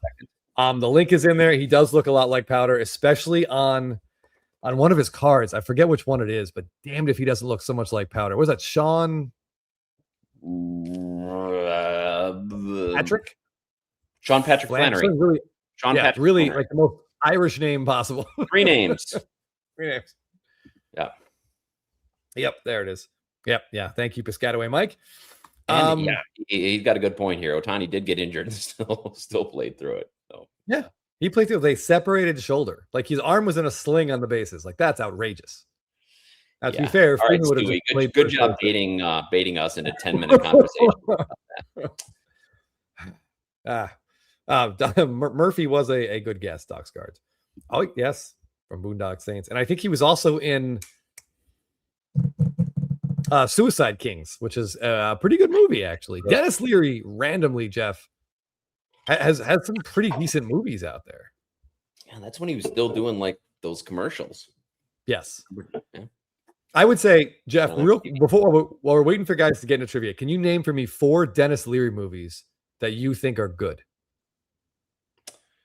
Well, let's get into a discussion about the what's the one that he was in where they're on the bus in Chicago where they get off at the wrong Judgment Night. Judgment Night. Yes. That's one. That's a great movie. That's a good movie. Yeah, that was scary. Keep going. Come on. David White, this is absolutely David White. This is on my list. Don't look at the comments, Jeff. I need this to come from you. He was in The Sandlot, which he was like the dad, right? The dad, yeah. Well, the stepdad, yeah. Stepdad. Yep. Oh, the ref. Yeah. Jake chiming in. Yeah, the ref is a great I was gonna say Demolition Man, which is in the comments as well. Suicide Kings, and then Demolition Man his first movie? I think so, where he was like the underground guy. Yeah, he was really young during that. Yeah. Someone else said the other one I was thinking. Of course, yeah, the Battery, Thomas Crown Affair. He was the cop. I don't even remember him in that. That was a great movie. The remake, Thomas Crown Affair. Yeah, they just remade it again with Michael B. Jordan. Comes out next year. Oh boy, why remake it again? That Renee Russo was primo. He was in a ton of animated movies. There was a series that he was in that my kids watched a lot of. All right, I got to look at the. Yes, this is it, Docs. Yeah. Yeah, I say. There had to be like 5 of those. They kept coming. Yeah, he was in the Andrew Garfield Spider-Man as well. I don't believe he was in Shawshank Redemption, Alan, but who? Unless he played an extra. Yeah, sorry, Alan, that was Morgan Freeman. Why do they call you Red? Maybe it's because I'm Irish. What are some other Dennis Leary movies? He's definitely known for that Fireman show, Rescue Me. That Doc's Cards is bringing up. That's probably.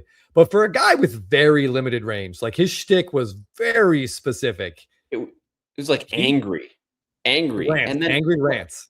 Wasn't he in the movie? I don't know if Jake is in the comments, but he was in that movie. Jake was sending us the pictures of the one with Danny Glover that neither of us saw. The Operation Dumbo Drop. Oh, he was in Operation Dumbo Drop, which we both had admitted to seeing the trailer for, but not actually seeing. Yes, this is the first thing I think of. Yep. Dusty Pliskin. But Hollywood in the 90s, Jeff, was a weird time. It's like, yeah, let's airdrop some elephants. Absolutely. Get Ray Liotta and let's make a movie. LKS right there with you. Okay. Right there with you. Before we start trivia, I just want to say two things. One, I gave you an answer to tonight's question, to one question tonight. One question tonight. Yeah. We've already said out loud. Secondly, Jeff and I are the question 10 is going to be like going for the next month or so. We're going to make it like regular trivia. So it will not be baseball related, some general knowledge or just some random stuff. Yeah. So good luck with that. And also tonight is 11 questions. So don't give up after 10.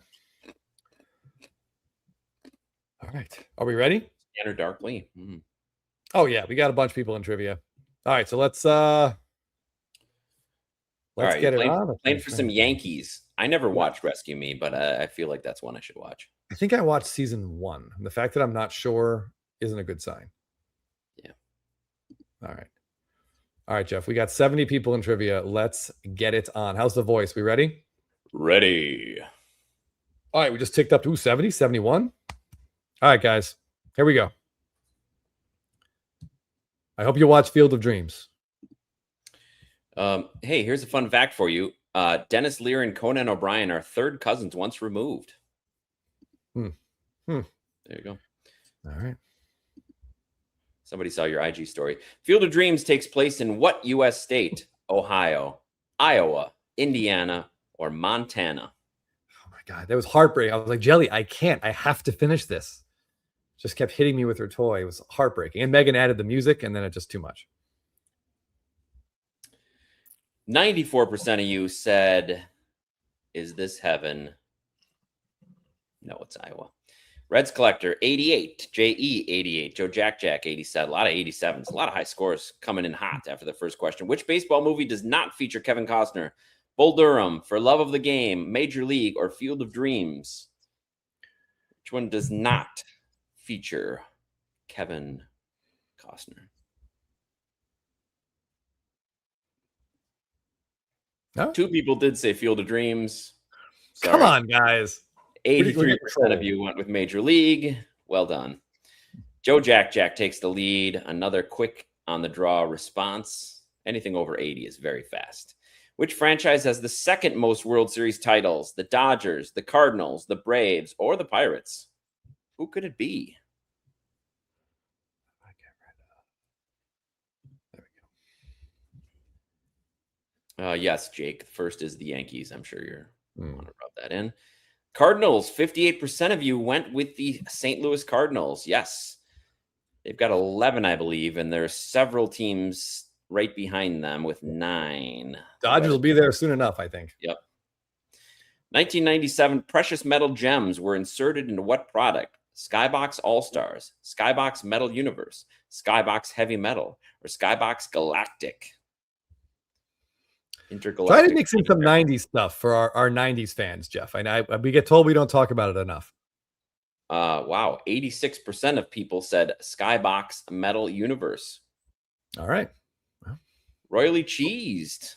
Big Yankees fan. Big Yankees fan, royally cheesed there. He's angling for that Lombard. In 2004, what was Barry Bonds' record-setting on-base percentage? 489, 509, 589, or 609? Is that the year he had 232 walks? Yep. Insane.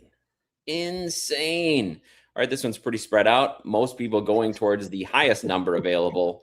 61% of the time, Barry Bonds was on base. Unbelievable. That's why he got walked with the bases loaded. Where's the newest Cards HQ megastore opening? Is it in Chicago, Los Angeles, Omaha, or Detroit? You see that Tom Brady card vault got all those new partners, Chris? I did. I have a funny story about that, actually. All right. Yeah, they're going to be over 100 stores. This is only the second Cards HQ, but it is going to be in Detroit. So our friend Teapot's very excited about that. Joe Jack 484. Michigan Cards and Graphs, who's probably happy about the Detroit store. From 1982 to 1992, how many cards were in a standard top set? 660, 792, 818, or 900? Man, this number was emblazoned on my brain as a kid. So weird, right? Like, how do we still remember this number? Over half of you know that it was 792. 660 was Fleer and Donruss, Chris. 132 less. DJN on top. Who is the MLB active leader in consecutive games played? Who is? Matt Olson, Freddie Freeman, Jose Altuve, or Salvador Perez? No, I deliberately left the is out, Jeff. I think reads better without it. Who the? Somebody that just got their 900th consecutive game, perhaps. I think that's the 8th longest streak all time. Something like that. Yeah. By kudos. Anyone thinking Salvador Perez, a catcher, did it like with those legs? I don't know. Was not Sal. What is this? 2006 Topps Justin Verlander. Is it a rookie card? Is it a second-year card? What is that I see on the card? Is that a clue, or is that something to trick you? All right, almost an even split. 60% of you knew it was a second-year card, didn't fall for it. Yep, good job. Ooh, it's close game. 3 points separate the top two. Going into our penultimate question, what is the only letter that's not on the periodic table of elements? X, Q, J, or Z? Which letter is not on the periodic table of elements?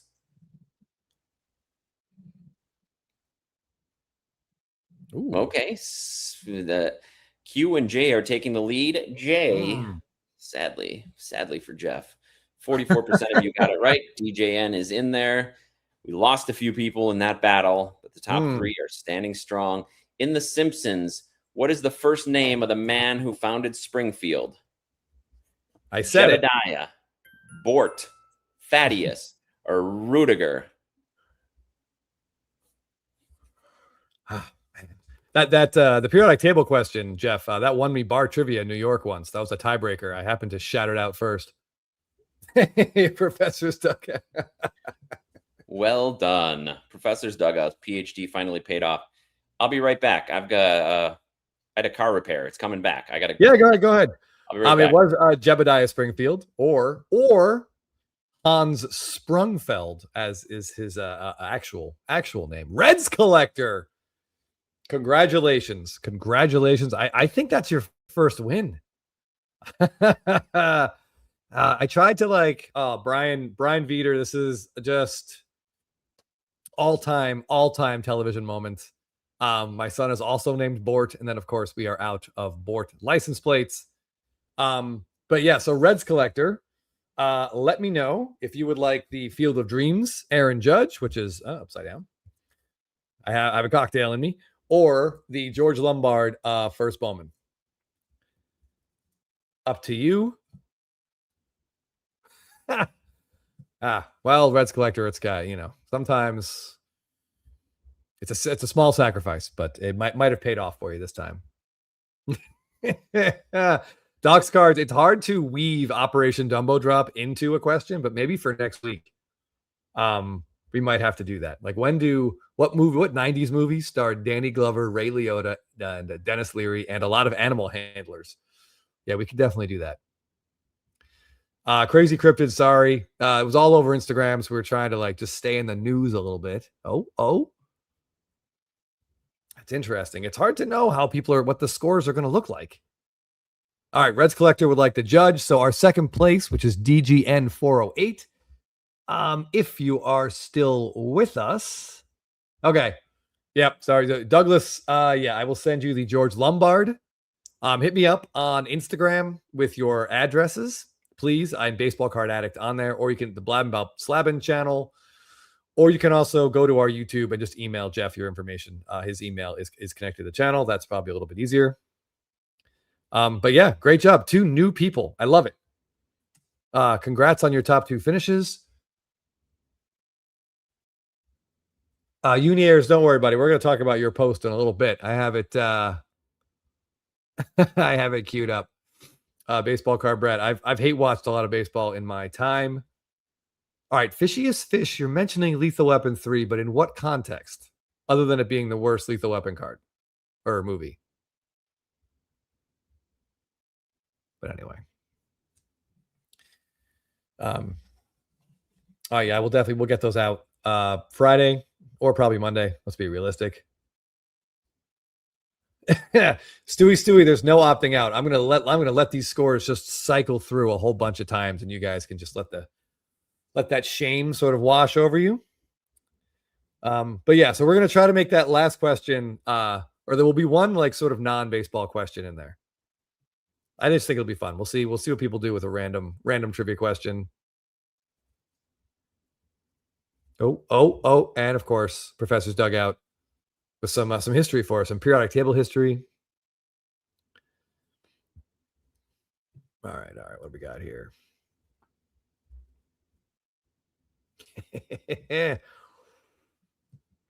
Jim Define, man, we all have that spot in our brain, right? That just stores random and occasionally useless things. For like 2 years, I did a lot of traveling with my family, with my parents, who were older and they needed help getting around, and we had some time. So it was very mutually beneficial, but they love to go to trivia on these cruise ships. So all this random trivia knowledge began to like sort of take root. And we did notice, but by toward the end of the second year, that there was a lot of like repeated questions. So we actually ended up winning quite a few times, just based on the fact that some knowledge sticks. Don't ask me why. But okay, give me 1 second. Let's grab this. All right, I did want to celebrate Field of Dreams Baseball Day with some very cool Field of Dreams posts that we saw on Instagram. So let's start with, actually, Uniers was here, so we can start with him. I just got to find where I put all these. A lot of tabs. All right, we'll start with Short Print a Day, who shared his SSP of Garrett Cole here, strolling through the corn. By the way, anyone else notice that Jake went awfully silent? Like he wanted trivia to start, then we ran it, and then we never heard from him again. I'm sure there's nothing to see here. Nothing to make of that, but still a very nice card. Hold on. Cardaholic, I don't know what the $ is. 4. I enjoy 4. I think 4 is very rewatchable. It's not a good movie exactly. 2 is the best, I think. Just because the way it opens just makes me smile right off the bat. I enjoyed 4 though. I think it's pretty watchable. It's very, very clear that they're getting older and they're sort of desperately trying. You know, they had Chris Rock come in to try and give us some energy, but Jet Li is awesome in it. And the final fight scene is pretty cool, even if it is egregiously unrealistic. Oh, emophobic. Can you guys name 5? Like Rosie Perez could? Oh, SD Pliskin, there's nothing wrong with being a fountain of useless information. It's all got to go somewhere. Sometimes you get the right. All right, what do we got down here? Wow, I did not know this is true. Does Mel Gibson do paid signings? I had absolutely no idea. Yeah, emophobic. I think they probably should have just killed his character at the end of 2. I feel like his character had come full circle. But there's also a thing called money, and 3 and 4 made a lot of money. So that they weren't going to stop making those movies as long as they were profitable. Oh, it's just been revoked. Such a good movie. And it's like by far the funniest one. 2 is definitely the funniest. Like just the way it opens with like Mel Gibson screaming in the car and then they just destroying all of Danny Glover's property, which I think is a running gag actually through the whole sequence. Jeff, I've pretty much just been talking about Lethal Weapon the whole time. Danny Glover's property. I heard Danny Glover's destroying Danny Glover's property when I came in. The toilet bomb is an all-time movie scene. Jake's mad that I'm bad. The toilet bomb, that was great. Yep. Just amazing. And it's crazy that did you mention that we're nearly the same age when Danny Glover was too old for this shit and retired? He seemed so old as a kid. Now it's okay. And he's fit as hell. In the third one, he looks great. The whole like chicken dance thing that Mel Gibson Riggs makes him do in the street, and that's in 4, I think. Yeah, that was late. That was like 10 years after the first one. Yeah, we all hope to be in that kind of shape when we're his age. This is the edited version? Piscataway Mike. This is the edited version. Love it. That's like right after he tries to open the door and a car like knocks Danny Glover's car door. I'm just gonna have to go back and watch all these movies again. I think we got to watch it after all that. Yeah. House on Stilts. Lethal Weapon 2 was on the other day, and I caught that part. The house, the surfboard decapitation, that like chase scene in the curvy mountain road when they just show the Jeep come around the corner with the surfboards. You're like, oh boy, that's going through somebody. But how? Oh man, there's some really good stuff. All right. Well, it sounds like I missed a good conversation. Yeah, whatever you want, Leo gets. That's right. And I see you got Short Print Today's card up here. Yeah, I figured we'd start with a quick shout out while he's with us. I assume the PSA pop on this is pretty low. Awesome movie, Stewie. Yeah. This is one of my favorite movies of the last 20 years. So and it's very it's sort of like Spike Lee's Match Point. Yeah. In that it's very different than other movies that he has made. I really liked it. Clive Owen's great. So good in it. Yeah. It's really well done. Oh, I forgot the Jodie Foster character in there is awesome. Oh. Couple really scenes with her. Yes. Yeah, she's in it like for like maybe 20-25 minutes and kind of like almost steals the whole thing out from under Denzel. Yeah, she's great.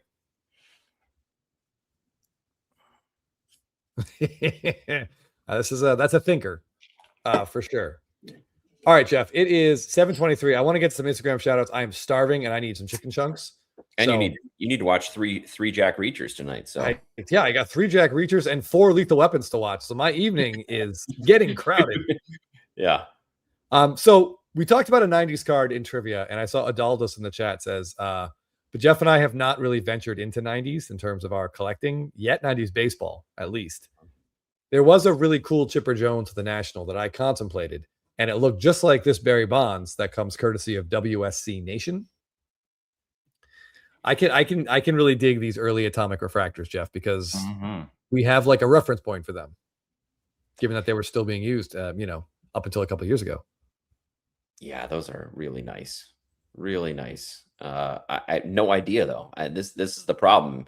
I don't know if that's a $5 card, a $500 card, a $5,000 card. I don't know. Closer to that. So I believe these are numbered out of 100.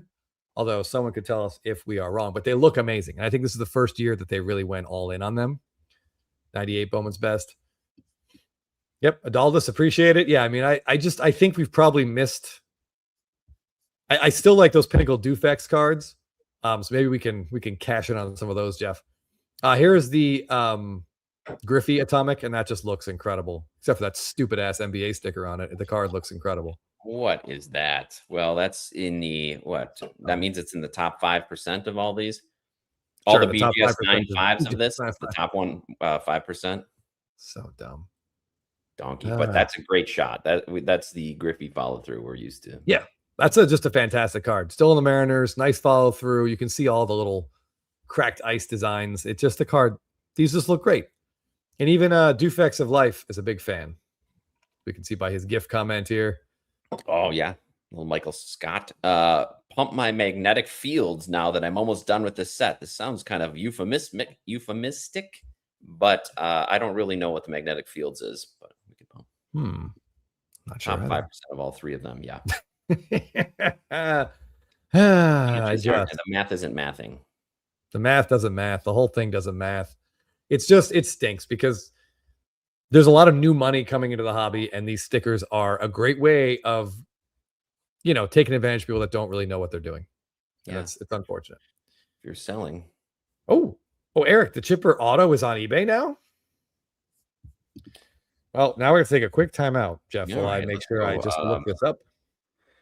I want to make sure. All right, Eric, if you're buying it and then going to sell it to Chris for a profit, make sure you're using our eBay link up here so we can get a little benefit of it. At least gouge me, give us a little payback on the gouge. Oh, wait a second. All right, so I'm seeing a Chipper. Oh, no, there it is. I got it. Oh, the PSA 7. Ooh, God, that looks so nice. All right. Well, we'll come back to that. All right. Well, yeah. It seems like we have some people also agreeing about NBA. Incidentally, Chris, we talked about the NBA sticker. We talked about the state of grading on the Spitballing episode that dropped today. So if anybody wants to hear any more NBA ranting, tune into the Spitballing episode that dropped today. All right, go in on it a little bit. All of those upcharges. Okay. The thing is, I don't know if you know this, but NBA also upcharges. You pay a flat fee, but then you pay a certain amount of the card's value. So on an expensive card, if you get that gold sticker, you're going to be paying a huge upcharge. So not only is it dumb, but they're also upcharging you based on the value. So I feel like that's gotta put it at number one. You're getting no authentication. You have no guarantee whatsoever. So, if PSA authenticated it, that's fine. But NBA is not going to stand. Yeah, getting a sticker from some people that can't even physically see the card. They've never held it. They're looking at it through plastic the same way you are. Blah. Yeah, Reds Collector, that's a great money-making opportunity. We've talked about a Spitballing sticker or a Blabbin sticker. Definitely should look into that. I had a thought there. I forget where I was going to go. Showcase. Real quick. I just want to talk upcharges for a split second. I get them, and I'm not upset by them at all. There was a story at the National of a guy who brought the Kobe Bryant, a precious metal gems card, and it was raw. And PSA authenticated it and graded it, and they got a 5 or a 6, something like that. So the card went from being essentially worth like unsellable raw, because those are faked so often. They could be backdoored, they could be colored. You really can't sell them raw. So it went from having essentially zero value to being potentially a $500,000 card.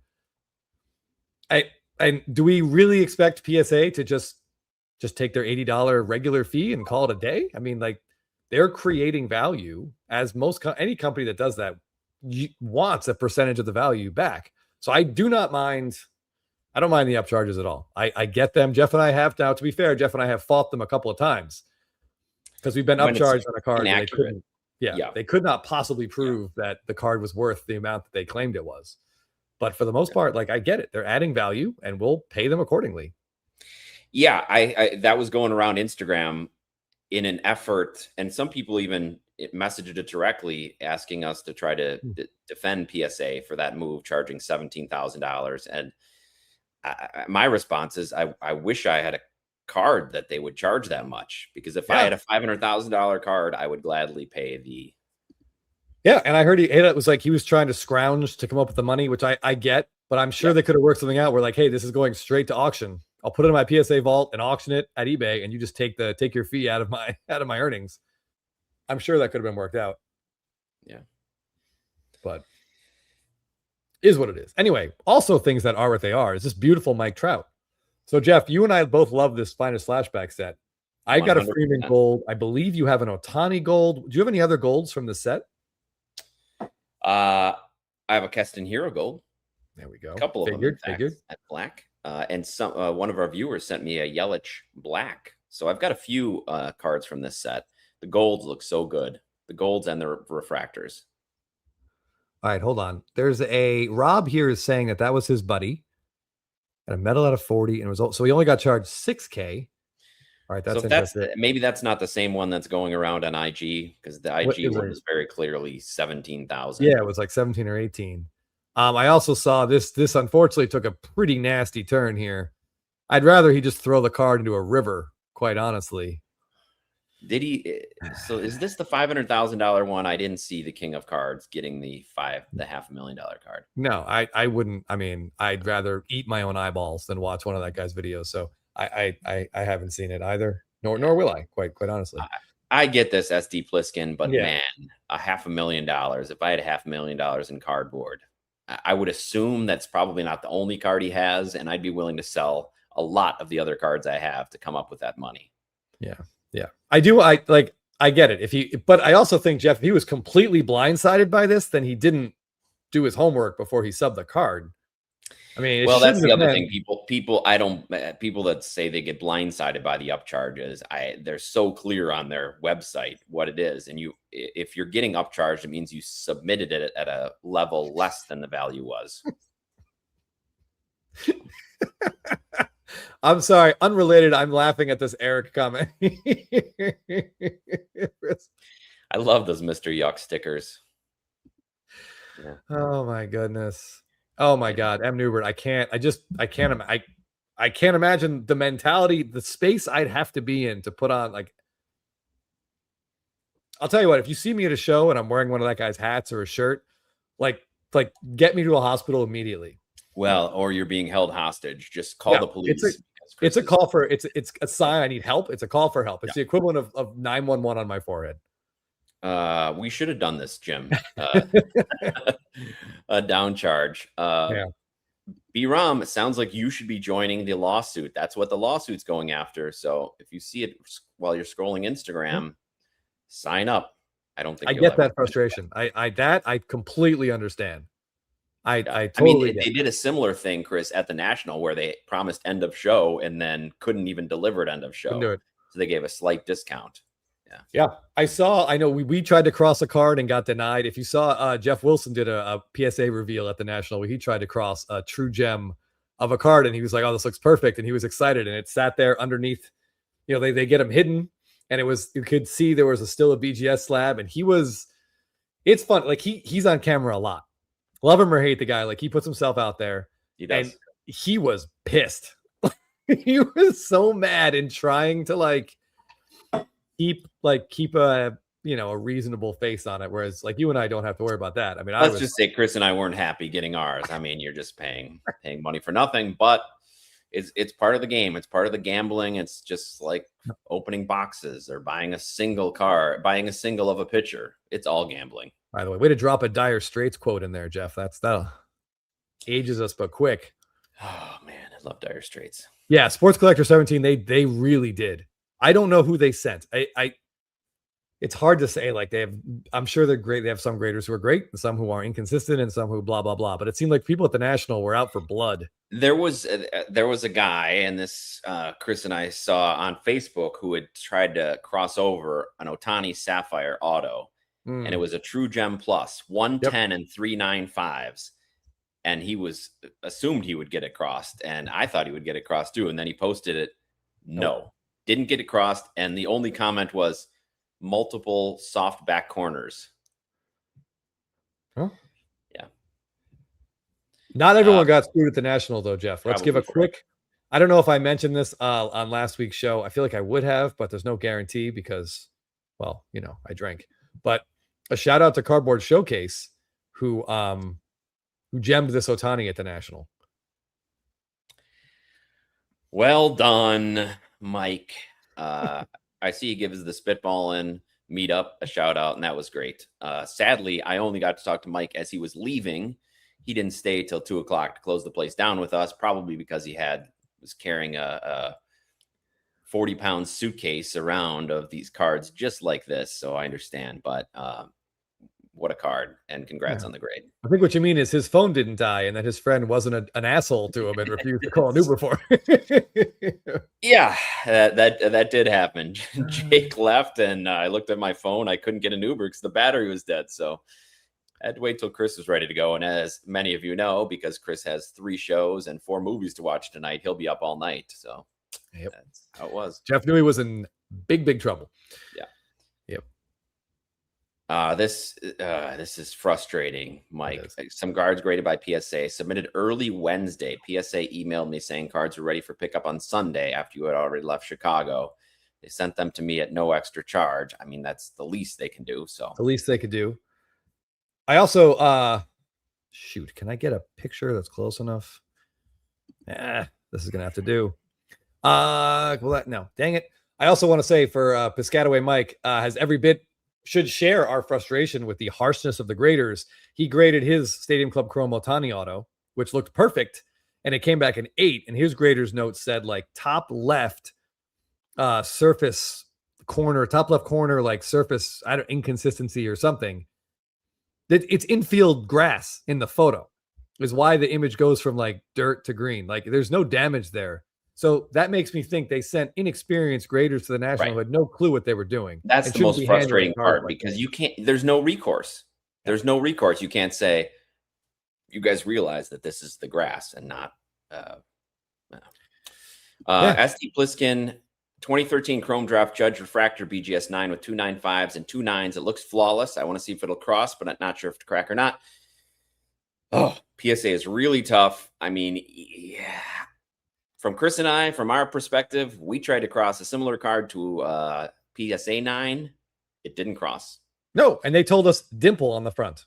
Yeah. And we're like, yeah, that's why it's a 9. Yeah. So we had to look to make sure that we submitted min grade 9 because it certainly looked like a 9. If you try to cross it in the holder, I would say they're probably not going to do it. I also want to say that was a very tense moment for me personally, because I actually did the paperwork for that.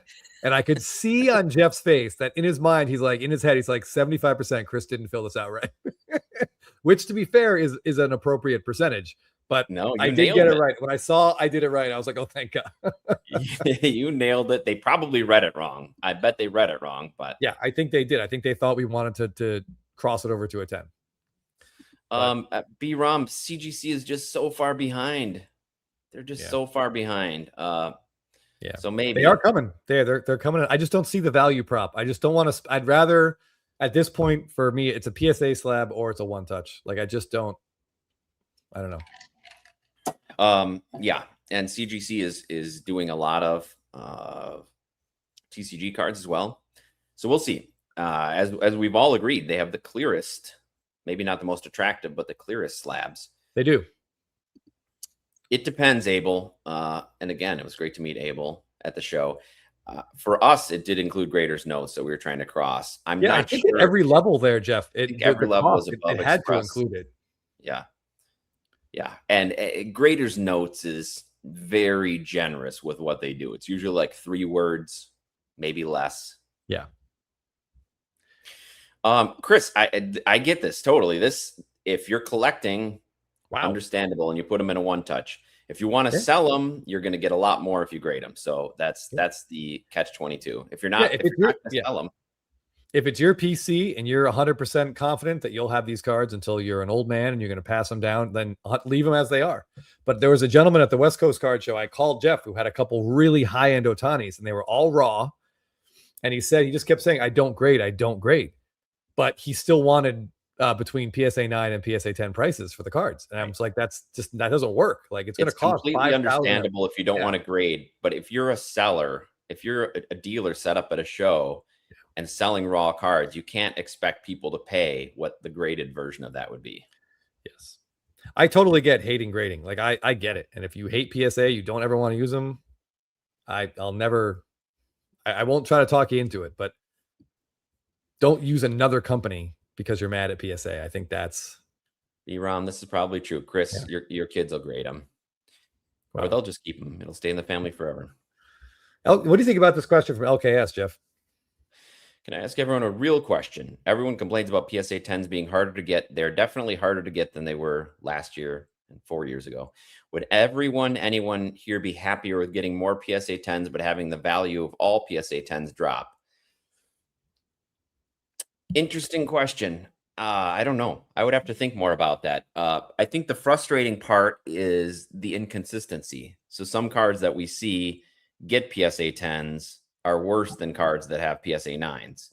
Or if you have a PSA 10, it's flawless, and you see someone else grade that, and it's a low pop card, and you see there's whiting on the edges or the corner, it's frustrating to see that they also got a PSA 10. So the consistency is the biggest issue. I don't know. In your example, that doesn't fix the consistency issue. So I don't know. Yeah. I like what SC Pliskin here is saying. He thinks PSA 10s will eventually drop and 9s are going to rise. There are certain cards, like the rarer the card is, the lower the grade Jeff and I are looking for, because we don't care. 100%. Like that Chipper Jones Atomic Auto in a PSA 7, Jeff, that's very appealing. I don't want to pay a PSA 10 price for a card that, I don't know how many of those there are, way less than 100. No, and if anybody saw our SSP sales of the week, which thanks everybody for watching those. Chris and I have enjoyed putting those out every week. Last week, you showed an Otani where he's wearing the gray uniform, and it's a really cool card, and it was a 10, and I can't remember what it sold for, like $3,000 or something. And I love that card. And I bought one last year. And it's in my PSA vault because I bought it and never had it shipped to me. But it's a PSA 7. I bought it for like $300. Completely happy with that. Yep. Totally happy with that. So yeah, I wouldn't mind seeing that gap close. Just wanted to read Stewie's comment. Problem with PSA 10s isn't that it's hard to get the grade. It's that too many cards in PSA 10 aren't, and too many 9 have no identifiable flaws. It's not like coins where we study under 16x mag. And this is the problem. This is exactly what I'm saying. The consistency isn't there. And maybe the consistency can be there when you have 5 graders or even 10 graders. But now when you're grading 2.5 million cards a month, you're going to have new graders just coming in, graders just being trained. The gap between the experience levels of the graders, it's really hard to get consistency. And I don't blame the individual graders. The system is set up to fail. So 100% agree with this, Dewey. Yeah, if you guys follow Boston Card Hunter, if you ever watch any of his videos or any of his reels on Instagram, like he has a source at PSA he's been talking to, and a lot of the information is stuff we more or less have assumed to be true. But apparently they do want their graders to do 500 cards in a day. They want guys in their 20s. Like we're in our 40s. I cannot, by the time I got to card like 250, Jeff, I don't think I could see it anymore. Right. And he didn't specifically say, but it's just like I was a teacher in my former life, and they might not tell you exactly how many A's you have to give, but if you give everybody an A, they're going to start to wonder. So those 500 cards, they can't give everybody 10s. So they're filling some kind of quotas. So you might get a 6. Random 6 might be thrown in. If they can't tell this 10, well, this one looks good, maybe it's not a 10, maybe it's slightly off center. Let's give it an 8. Anyway, I'm just saying that I feel like they can't, with that many cards, there's still got to be fulfilling some sort of quotas, even if it's not. Yeah, he mentioned in one of his videos, Jeff, that the particular the grader couldn't say if everyone was told this, but he was told, like, if you have a decent size order with no 10s in there, you find a card to give them a 10, because like the dopamine hit from getting the 10 will bring them back as a customer. Interesting. People with no 10s. Now, so I'm thinking back to our last order where we sub 22 cards and got 1 10.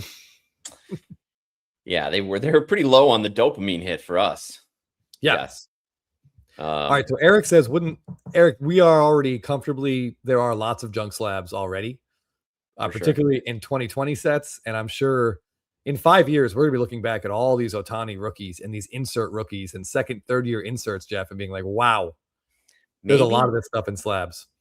Yes, there will be a lot of stuff in slabs. Will we be looking back on it the same way we look back on all the Luis Robert rookies?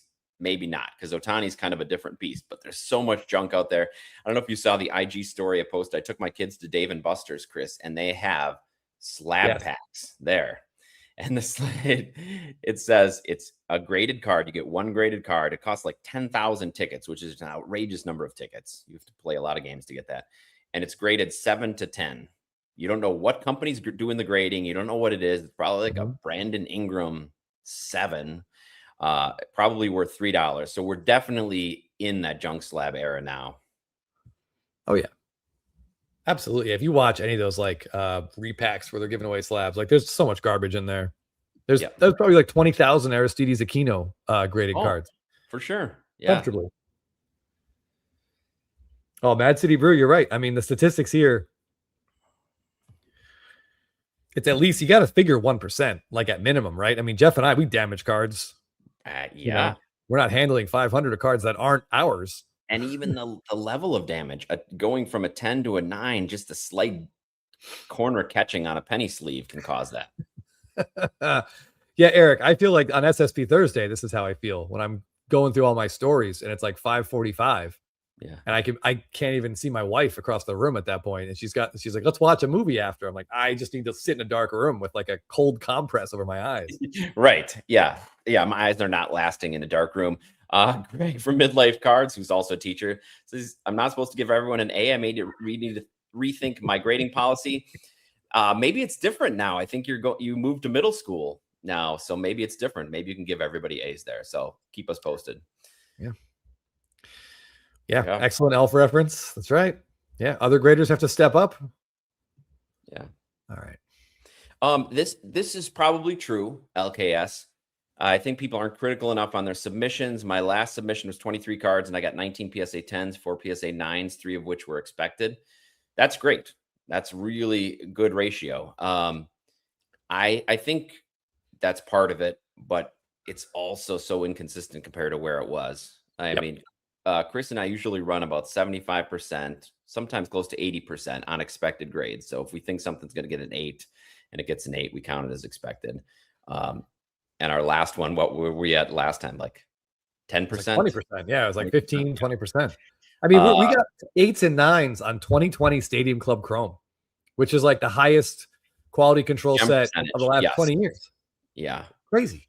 So there's part of it for sure, but that's a great return, LKS. Count your blessings. Congrats. Yeah, I would expect stuff that like sort of less experienced collectors, maybe stuff people drop off at GameStop, like maybe that those gem rates should be lower because maybe those people aren't like wiping down their cards or what have you. I don't know, but I think right now they're just so swamped.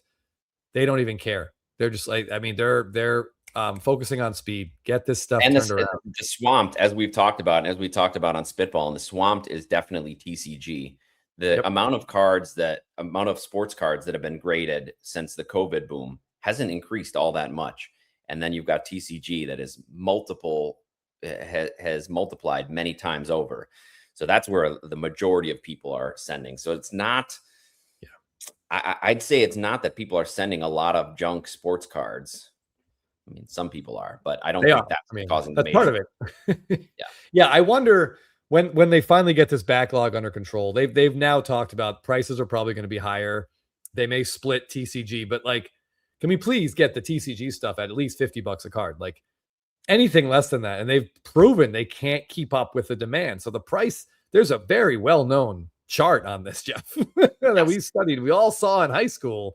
If the demand gets high, I mean, you got to get the price up there. Supply and demand economics curve, right? And for a while, for a long time, even after this happened, TCG was still priced below sports, even though the demand was way higher.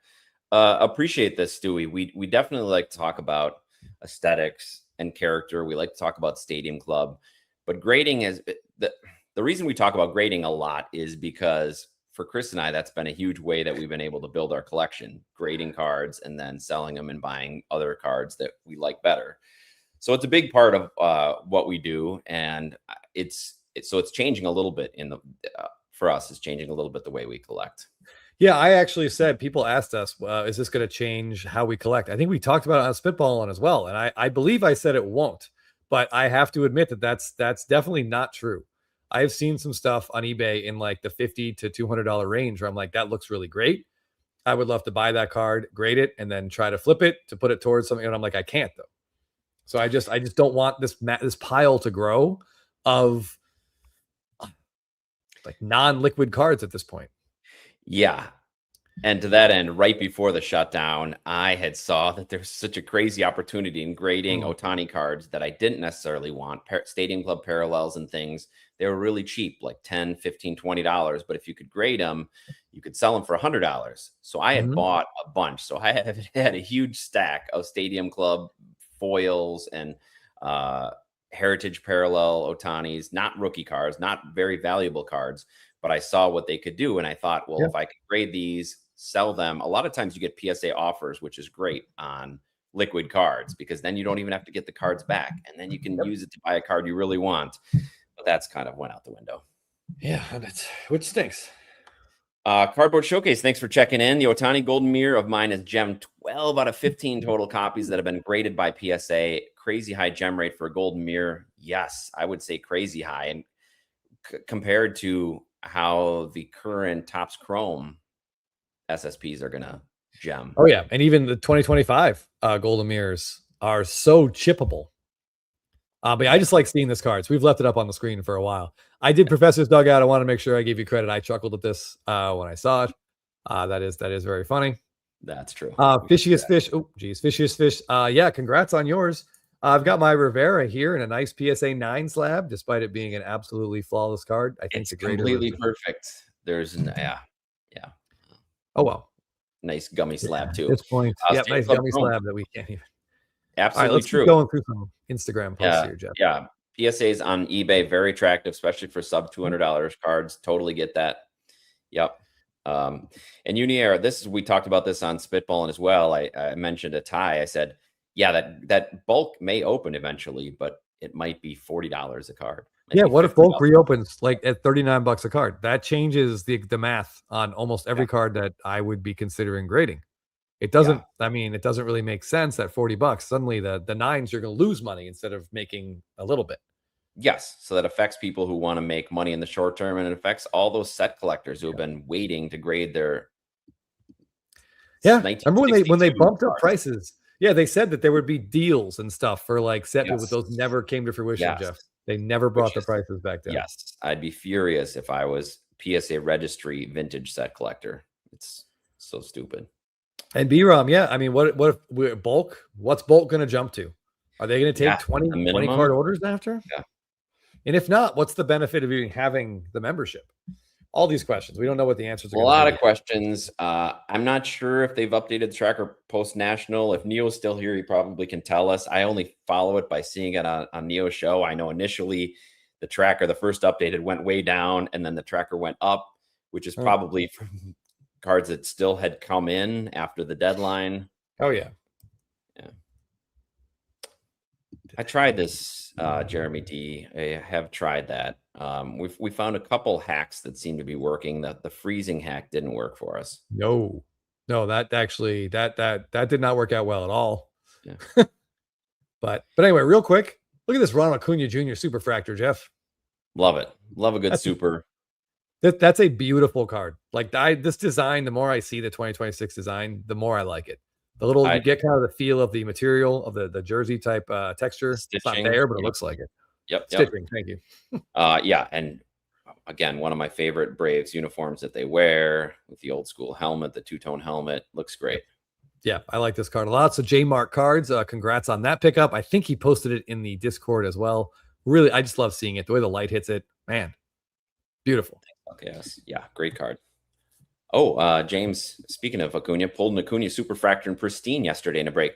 Awesome. James, I want to know why Pristine. I don't know if you saw this, Chris. Ty showed me this. Pristine has the Superfractor, those symbols, they've reduced to a circle around the center of the card. That's it. So the whole card isn't superfractory.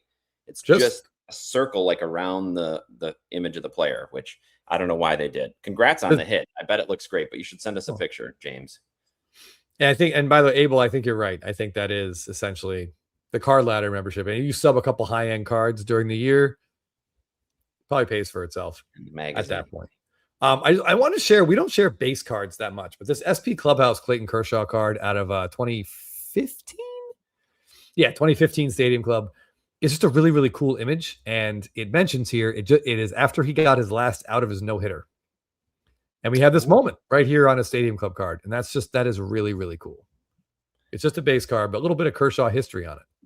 So what is, he mentions in here, it's a gold foil insert. So is it the base card with just the gold foil parallel? Yeah, that's the kind of parallel they had. They do different color foils. Right. But it's probably just the Stadium Club logo down here, which is interesting how they jam it down here in the bottom. Usually it's up in one of those top corners. Yeah. But yeah, Kershaw has some great Stadium Club cards. I'm still mad. Like, I want to say it's 2016. He has that card where he's like Will Smith is jumping into his arms. Yeah. And there's a couple autos of that. Man, that card is so cool. Yeah. But anyway, let's try to move on here. What do we hold on? The 2025 Stadium Club. I don't like anything in Stadium Club 2025 except the box art and the Churio auto that Jeff has. That's pretty much it. I don't like anything else. I mean, I'm glad the chrome autos are on the card, but that set was so egregiously butchered. I don't even want to talk about it. It makes me sick. I'm very excited for 2026 Stadium Club. I have high hopes still. Let's do this. Right. Well, Jeff, if ever there's been a smooth segue on our show, this is it. Crazy Cryptid Collects posted his Nolan Arenado 2025 Stadium Club partial auto rainbow here. And I have to say, I'd never seen the Arenado image before. I opened one box and then I couldn't open anymore. But I really like the card. Like celebrating with his teammates, the jersey getting ripped off. I really like this card. So maybe this is the second card I like. Okay, there's 2 cards now you like. Yeah. Yeah, Kershaw, Budweiser Horses is coming up. Also, the one with the palm tree. Yes. Yeah, the 2019 and 2020, those are awesome. And there's like no autos of those. 2019, I think the only autos that are on the card are the jumbo box toppers. So there's like 10. The chromes are all stickers. Same with 2020. Yeah.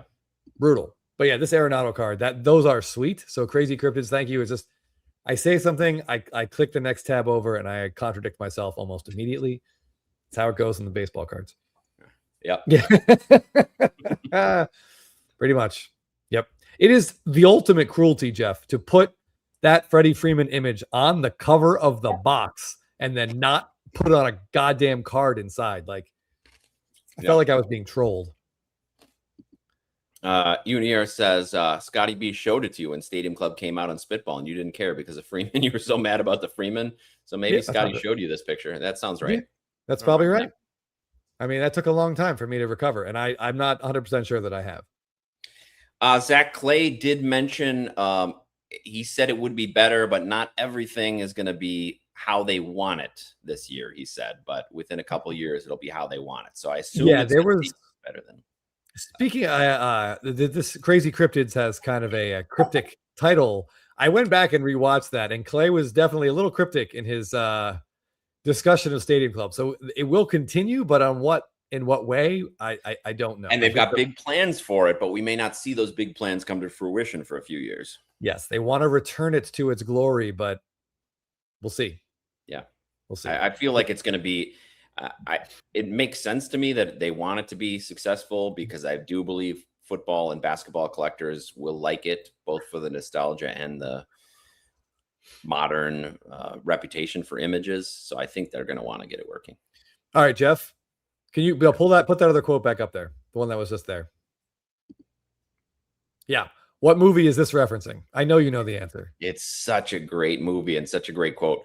My wife and I throw this quote all around all the time, and it doesn't work unless you make the expression, Rodney Dangerfield's expression. Yeah, you gotta, looks good on you. That's a Caddyshack. That scene is amazing. That scene is the culmination of Rodney Dangerfield's character, like basically his first introduction. Yeah. He hits that movie like a goddamn freight train, and it's unbelievable. Absolutely, I mean, the whole movie changes as soon as he shows up. And it sounds like I know the script was written and well written, but it sounds like he did a lot of stuff improvising on that set. And I heard that the free hat was one of those improvisations. Oh, I'm sure. I mean, come on, the line like "Be careful, Wong! Don't tell him you're Jewish." Like that's absolutely hilarious. But I feel like there's a lot of behind the scenes. So what? So let's dance. He just turns music on. Just music on. So apparently he was like really nervous. I've read like some behind the scenes stuff, and he was like really, really, I think that was like the first scene they shot. It might've been his first like big movie. And he was really, really nervous, but man, I mean, you're an actor. I'm sure you get nervous, but when the camera rolls, you just click right in. He didn't look at it all. Yeah. I remember seeing that as well, that he was nervous to do it, but man, just so funny. Yeah. So funny. I mean, every single line he has in that movie is amazing. Yes, this line, Jim. Oh man. Just, I mean, they just like, I know he wanted to get an Oscar nomination for Natural Born Killers, and then they never would give comedians nominations like back in the 80s. But I mean, like as a supporting actor, he's in the movie for like 15 minutes. And I bet in the comments we can quote every single line that he has. It's amazing. Yeah. In a movie with Chevy Chase at his prime, Bill Murray in his prime, like I think Dangerfield steals the movie. Agreed. Yeah. Oh man, yeah, that movie is so good. In fact, the part I like the least is the whole Bill Murray part, all that improvised Bill Murray. I'm not a big fan of that. No, I'd rather watch Bill Murray and Chevy Chase, like in the, when they're talking to each other, like they had to get them, on screen together. That's pretty funny. But yeah. And the stuff with the priest and the rainstorm, and he's trying to like, that's funny. No, that's all great. No, I just don't like the gopher stuff. I'm like, that gets out of control. Yeah. All right, Caddyshack. Back to where we were. Off on another tangent. Okay, well, let's change the mood dramatically. Maxathon cards here posted this. This got to be Ben Revere's best card by a million miles. Very cool to always see this one. And if you look at Maxathon's profile pic, it's of course something very similar. I'm just going to go ahead and open up his account here, if I can, which apparently I cannot. Oh, yep. But no, anyway. We see it. Oh, yeah. Okay. Yeah, it's the David Ortiz. Is his icon there? Yeah. So really, really cool stuff here. Check out this guy's account. And he needed, this is like the one Phillies card, I think he says, in his collection. And it's because it's, it's important. It references. And what a great idea for a card, by the way. Really, it boggles the mind how the same people that could put this 2013 Topps Chrome SSP set together with the really unique images and this one, which is really powerful image, did some of the same other stuff. It's great. Fernando Tatis Jr. walking into the ballpark with a backpack on. With a backpack. No, this was great. And for a Boston completist, especially around the era of the marathon bombing, this is a must-have, and it's really hard to find. So glad that Maxathon was able to get this in his collection. Absolutely. All right. Speaking of people of Boston and great images, CBTB 2009. I was excited. I bought one of these cards, and I'm like, he had to outdo you. He had to outdo you. 3 times. These look amazing. I love this card. I like to think this image will remain unique, as I've said, but to see 3 of them is very cool. And I respect the game here. Like, he believed in this card and still believes in the player, and just gobble them up while you can. And no Marcelo Mayer to be seen. Worley cheese. Yeah. All right. I'm just catching up. Good comment right there.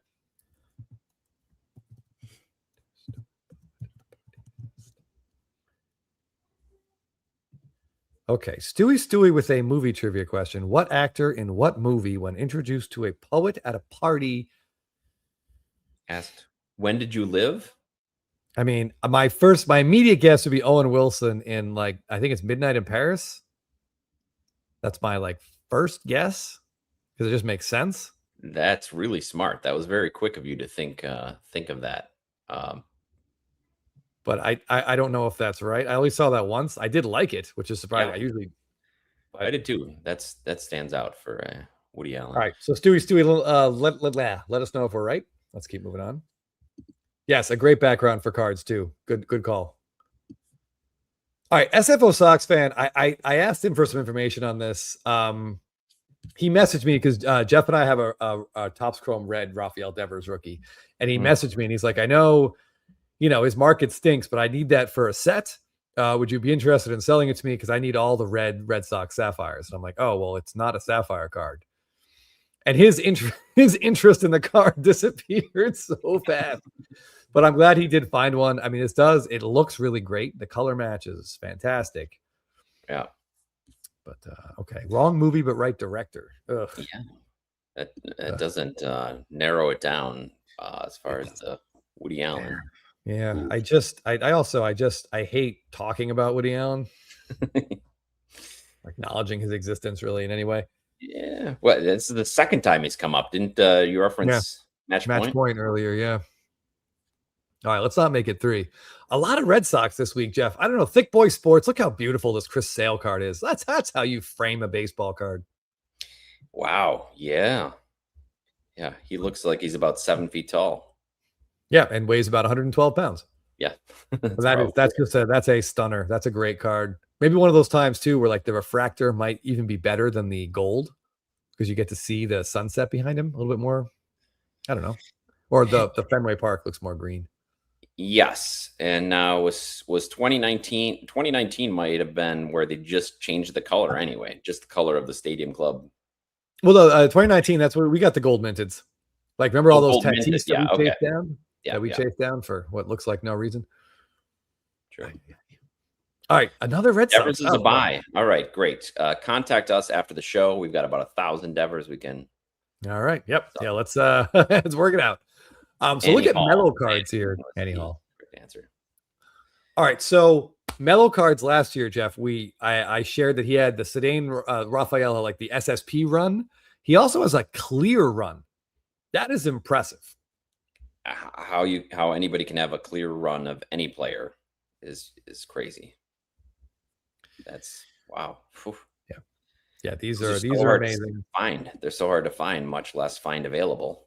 Yeah, your best shot at these is like right at release when breakers are just ripping through product. A couple of these will hit eBay, like they're numbered to 10, so not many, and you just got to grab one as quickly as you can because in a year they're gone, or less than that. Maybe in a month they're gone. But yeah, he's having a hell of a season. I'm not sure, Willsy. I think I'm going to wait for the NLCS, so I might not make it down to Dodger Stadium. We'll see. Ooh, wow. Too short of a Charlie Blackmon clear run from 2014 to 2025. Oh, man. Well, let us know which two you're missing, and we'll try to put a story out, or maybe we can help you out in some way. That's incredible. Yeah. There have been too many. Oh, there you go.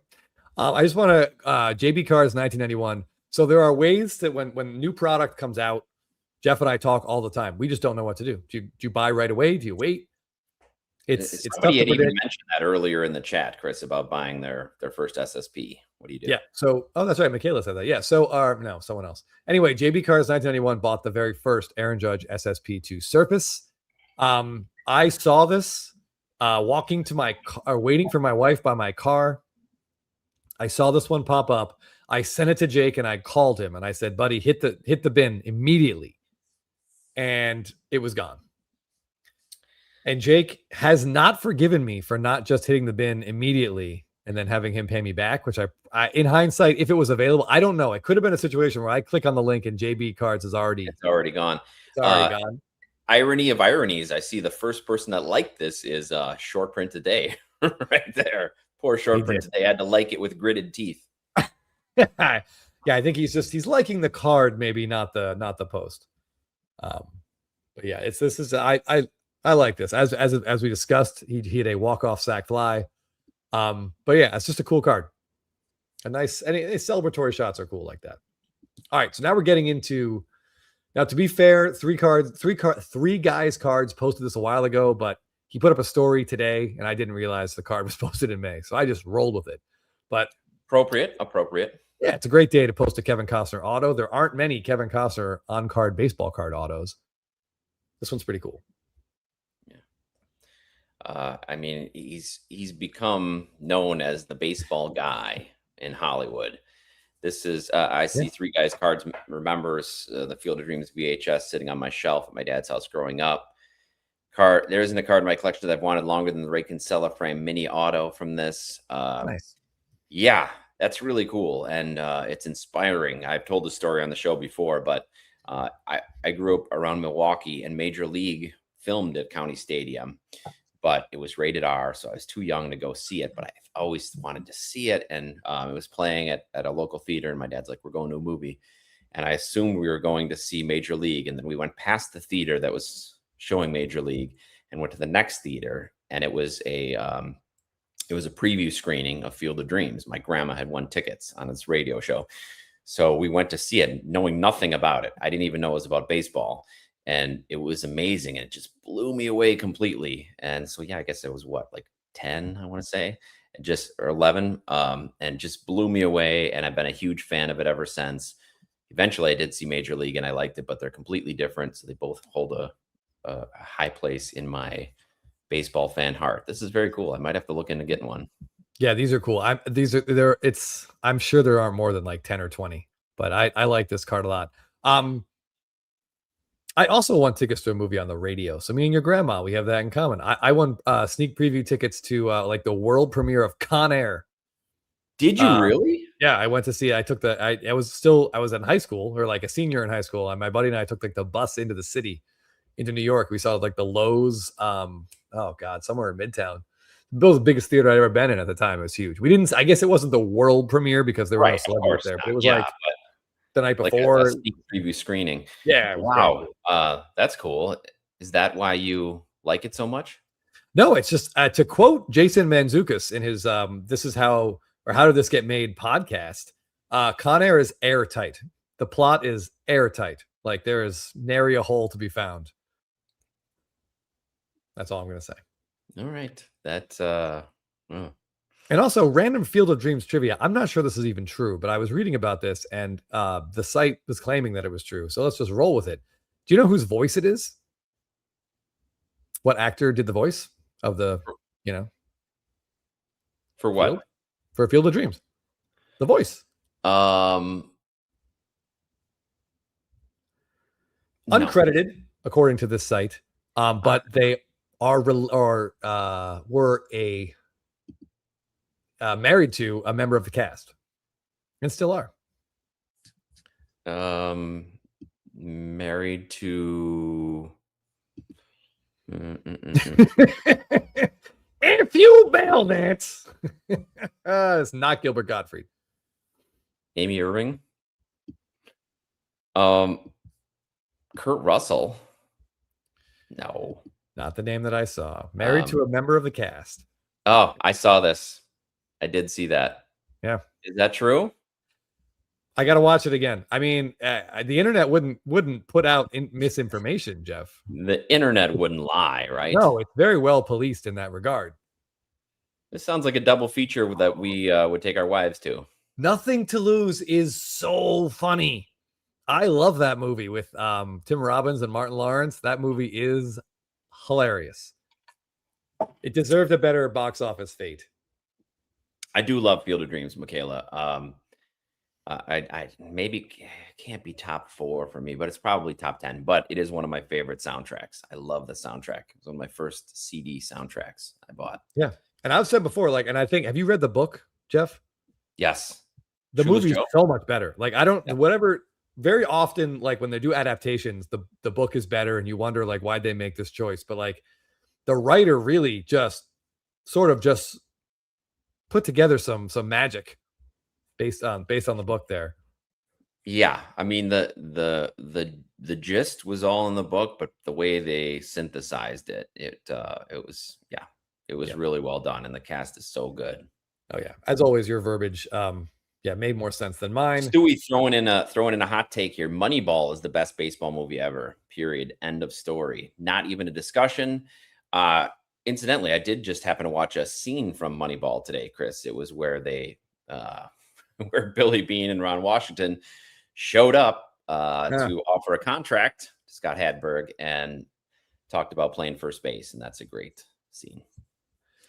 Yeah, Battery agreed. And other directors have talked about what they were going to do with Forrest Gump, and it would have been like darker. And I think we're better off with the movie we got, even if it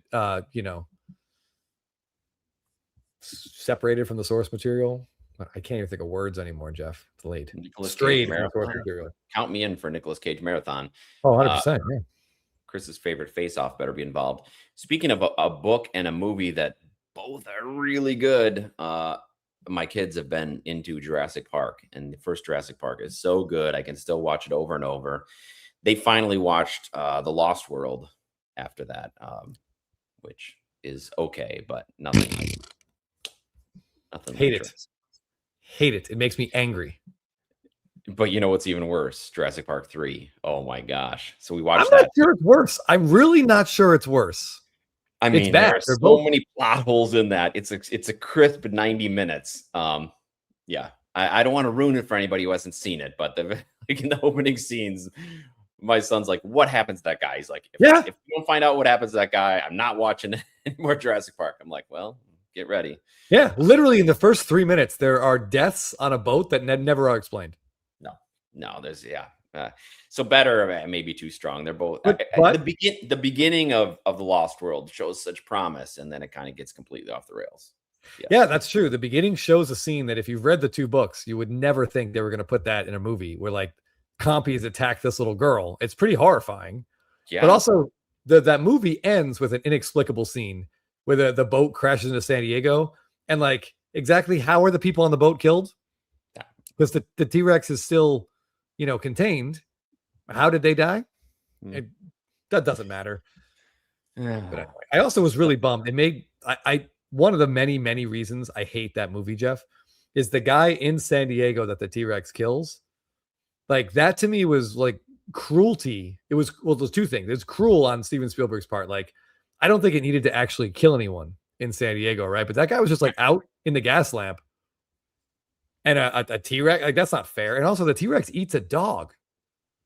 I knew the dog was coming. That's the real reason. Now we've dug down to it. It's the dog. And also the girl doing gymnastics, that whole thing is just needs to go.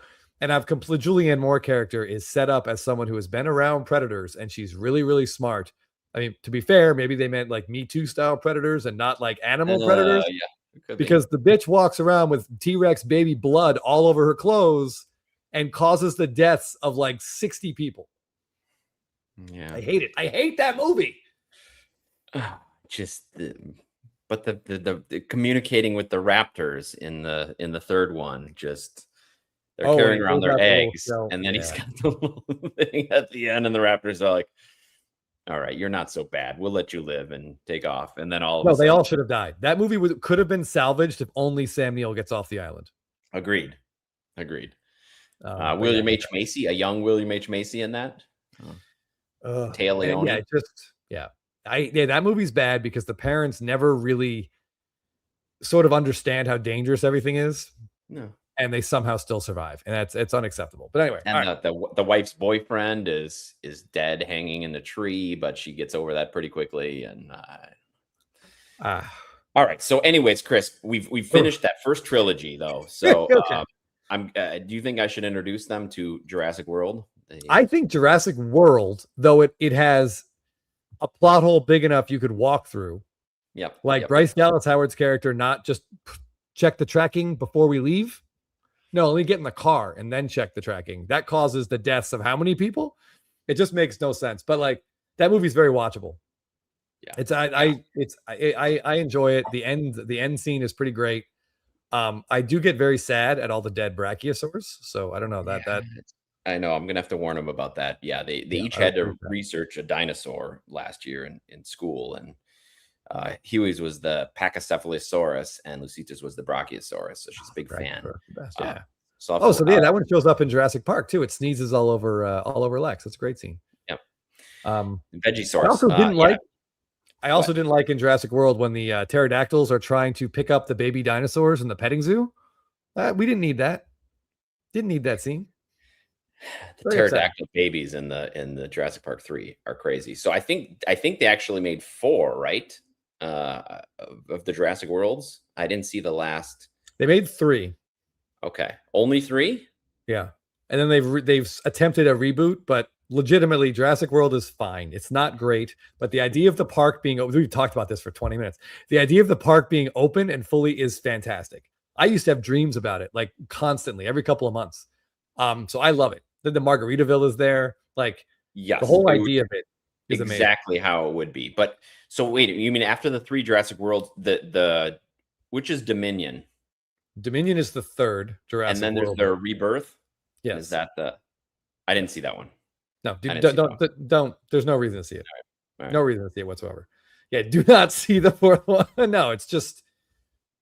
It does have a good drip, but like, it's just so dumb. It gets so dumb so quickly. Like I would compare, and you might get upset by this. I would compare the second Jurassic World movie to The Last Jedi in dumbness, in like sort of trilogy ruining dumbness. And then the third one, we're going to bring back the original cast. Yes, we're set up. Dinosaurs are out. They're out in the world. They're a real thing. Yeah. And we see how many scenes of that? 0. Instead, we get a half hour of our main characters, the beloved Sam Neill chasing locusts. You know what? I can't talk about this. I was surprised by that one. Yeah, that was. Yeah, I'm getting I'm sweating. A good Star Wars callback here too. Somehow the original cast returned. Yeah. I'm angry. All right. The second movie should have been a rush to get to the island to steal all the dinosaurs, because that's what would happen, right? Like the park is shut down. Everyone's sending teams, get us DNA. That's what it should have been. And they turned it into a volcano and then like a haunted house. I need to go walk around, Jeff. Let's look at baseball cards because I'm just getting really fired. All right. And Chris is getting hangry. Kids love this, by the way. The Jurassic Park series, the one that's the most recent one. They love that. Okay. A couple more cards here. All right. Unier's cards. Geez, how long were we just talking about Jurassic World? Posted these 2 Aaron Judges, and these are great. The refractor just looks really cool. And there are not very many autos of this, but it's just great. What do you think, Jeff? Love these cards. Love the image. Like we said, go horizontal, zoom out. You see the whole corn. You get the whole ambiance, the whole vibe of that field. Have you been there, Chris? I have not. Yeah, it's pretty cool to go, and you can go and play catch on the field. It's very cool. Give me a second here. Hold on. I like that red, incidentally. The red foil there? Yeah, the red foil kind of cool. frames the top and bottom over the corn. I like that. Okay. All right. So then we also have Step Bravo 58. Share the gold minted, I think. Oh no, this is the pearl. No, gold minted. Yeah, this is the gold minted of the same card. Very cool. Well, you can see there. I commented just the photo. The photo he got of this image is really. Oh yeah. Almost. Yeah, I love how the picture captured the gold of the fence and the corn, and it looks historic. Really cool. Yeah, you can't look at it though without thinking about this scene. You just can't. Yeah. I wish it would get. Yeah. What a hitter. Yeah. There you go. That's about as good as it's going to get. I'm going to have to see this. So we have this little talked about this, that 26 Hall of Famers walked out of the cornfield before the game. I didn't see that. I'm going to have to go check that out. Yeah, I didn't get to it in time either. I need to go back and watch that. All right. So the next step in the progression is so many slabs here posting one of the autos. You're lucky enough to have one of the rainbow foils. Love a rainbow foil auto, and yeah. I can't believe this didn't get a 10. So many slabs had some nice luck with his 10s lately. Getting what a card. Getting a Paper Stadium Club auto, getting even a 9 is an accomplishment. I know. I was just teasing him, but that's I did want to say, speaking of the 10s that he's getting, 25 and Harold Baines. That's funny. So many slabs. My feelings towards him as a collector have evolved. Speaking of Jurassic Park, Jeff, they've evolved, if you will. Yeah. And this tends to happen with a lot of people that we talk to, we meet in person, or we just follow them on Instagram for a few years. And I go from like, I like them, and I've talked to him. I've met him a couple times. He's a nice dude. Like I like him. And then like it builds to some respect. And like, I really respect him and his collection. And then it sort of weaves into just a hint of jealousy. And then the final stage is just hatred. And that's, I think, where I am now with Brandon of so many slabs. Brandon. Because not only does he have this really judge, he happened to gem 2 of these Clayton Kershaw autos. Yes, what I was referring to. This is impossible and legendary. Yeah, unfortunately, I have experienced this trend before. It's happened with, like, say, Cardboard Showcase, for example, who is a really nice guy, like just a good, like, wholesome, really nice guy. He's, in fact, probably, Jeff, the least objectionable person that you and I have met in this whole hobby journey we've gone on. True. But I hate him because his cards are just so good. I can't help it. Yeah. And the fact that he's such a nice person almost makes it worse, Jeff. Yeah, it makes him very hard to hate. But I managed to find a way. You find a way. Like, yeah. To paraphrase Jeff Goldblum, a hate finds a way, Jeff. Yeah, it does. Hate finds a way. But yeah, so Brandon, so many slabs, like these 2 posts are just incredible. The Judge auto, and then these 2 Kershaws they're amazing. These are really, really amazing cards. Even if my emotions get all churned up. Sometimes they get the best of you, but yeah, they do. However, they were not our Instagram post of the week, Jeff. Surprisingly, because that's some pretty amazing. They were going to be, but then I saw something else. All right. Blabbin about slabbing!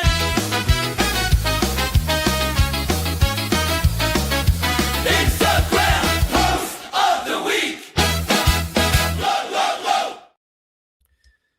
So my _card_ collection has spent, according to his post here, 25 years, Jeff, to acquire a copy of every single Ichiro Suzuki rookie autograph card. I love the fact that he lists the number underneath each card so we can see just how limited they are and what a monumental achievement this is. Incredible. Yeah, these cards are awesome. And I'm gonna be completely honest. I've seen about four or five of these, but there were quite a few of these I did not know existed at all. No idea. No idea. But just what is the one in the lower right corner that's kind of got the black patch and several images on there? Hold on. All I know is it says leather bound. Leather bound. Okay. It looks like it's an upper deck card, I think. At a 50, it looks like. But just an absolutely incredible collecting achievement. Like, this isn't all 50 autographs of Alex or all the rookie autographs of Alex Verdugo. This is one of the best right fielders in baseball history. Incredible. So a piece of glove. Okay. Piece of his black glove on there. Makes sense. I'm counting 1, 2, 3, 4, 5, 6, 7, 8, 9. What a difference. So in 2001, there were 9 autographs. That was it. That was it. Wow. And they were all really low numbered. The highest one is 1 to 1,000. I see. And then after that, it was 250 and 100, and all the rest were beneath that. Yeah. Times are changing, Jeff. Staley says the one in the middle is a grail. That one stuck out to me. What is the one in the center? He's got it. That's a upper deck. Oh geez. Upper Deck Ultimate Collection. Yeah. But I mean, yeah, I believe he's wearing his All-Star jersey. Yeah, that one and the SP chirography, I think, this white one down here. Those are the two that I've seen. I've seen that one. I'm aware of, I should say. I don't see them a lot, but I'm aware of them, certainly. Ultimate Collection. Zach saying what? No 101 here? Are they all upper deck? Wow. Did he have no other autographs? I don't think he did. Nothing in Bowman. He might not have had. Yeah, he definitely did not have anything in Topps or Bowman in his rookie year. Yeah, Zach, that's exactly right. You see the difference from 2001 to now. I mean, it's absurd. Yeah, there we go. Thanks, Professor Dugout. Wow. He gave a shout out to a few people who've helped him along the way, it sounds like, which is great. Yep. Yeah, really cool. My card collection. Oh, there we go. Adaldus. Yep. Thank you. Get the information here. Ooh, some bald guy 70. Has Ichiro ever signed anything in kanji? That's a great question. I do not know. I know we've got a couple Mariner super fans in here, but I don't know the answer. Before, I wonder if he would do it now if requested. Good question. Yeah. Now, this is right about when you were getting out of the hobby, right? 2001. I was basically out. I bought a couple of boxes in 2001, like just to rip, but I didn't know what the heck I was doing. Wow. What a time to be alive and collecting. Right. I mean, you go back and buy all those Pujols autos. They were like $1,000 and people were like, oh, that's insane. Well, I think, David Wright's auto was outselling them for a while. Wow. But anyway, this was really impressive, and I feel like it deserves like a definite. Guys, please go check him out. My_card_collection. Please give him a like and a follow on Instagram. At T-Mobile Park. I see Cardboard Showcase. Already liked it, of course. Of course he did. Yeah. He's probably working on a similar run, Jeff. Michaela with a personal story. Well, now he is. If he wasn't before, now he's working on that run. My grandparents went to Fan Fest before the 2001 season in Seattle. Everyone was in line for other players and no one waiting for Ichiro. Poor Ichiro. Amazing. They were able to get autos. They bought his jersey after. Do they still have those autos and jerseys, Michaela? I'm sure they do. Gifted them to you? That was 2001, Jeff. That was the first year I ever played fantasy baseball. And I played it with my buddy John, my college roommate. We didn't really know how to do it, so we had a team together. And we drafted Ichiro with like in the 20th round. You got a nice return on that. We finished. It was a roto league. We finished in second. Yeah. Largely, we picked. I believe we had the second pick overall. But in the first round, Pedro went first. We took A-Rod. There were some mistakes. We had a McGuire pick in there that didn't really work out, but the Ichiro pick, like in the 20th round, and an A-Rod pick in 2001 was probably a nice pick too. That worked out pretty well too.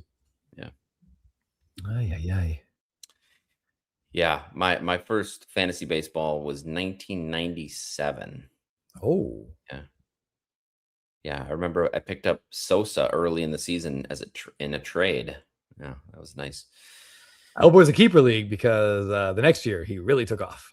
It was not a keeper league. It was a salary cap league kind of thing, which was weird. But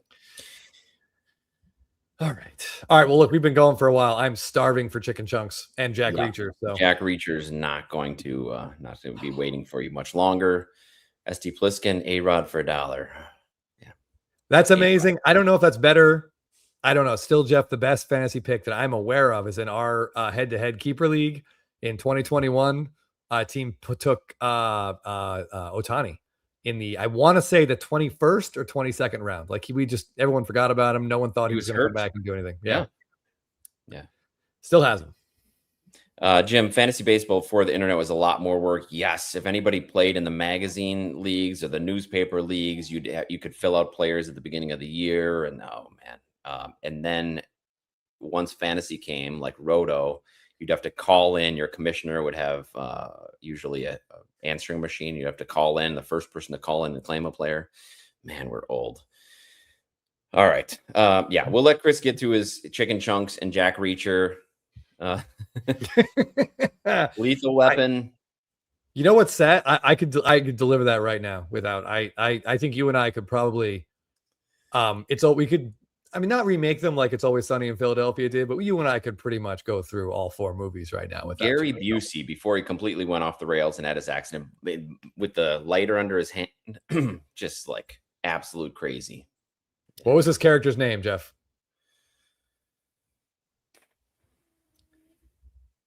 I'm not going to pull it. Anyone in the chat without looking it up? What was his name? It was Mr. and then a first name. Yeah, he was insane. Lethal Weapon 1, Predator 2. He had a nice little Under Siege. He had a little run there. He and Danny Glover were both in those first 2. Oh, he was great in Predator. Oh, Mr. Joshua. Yes. Point Break. Yeah. I mean, I always thought he was a villain, and then saw him in Point Break, and he was kind of the bumbling fool. Mr. Teeth.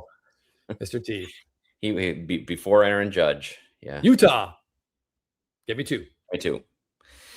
All right, guys. Thanks everybody for joining us. Really appreciate all the support. Please use our eBay link if you're buying anything on eBay. It helps support the channel without having to do anything. I will be gone next week, so I'm going to we'll see what we can do about. Yeah, maybe you can hop on for a little bit. Yeah, Jeff will be in Hawaii next week. Vacation. Yeah, family vacation. He was great in The Frighteners and also in Tomcats, which was the first movie for a new studio and almost bankrupted it within the first month. Was Jerry O'Connell in that? Yep. Yeah. Sure was.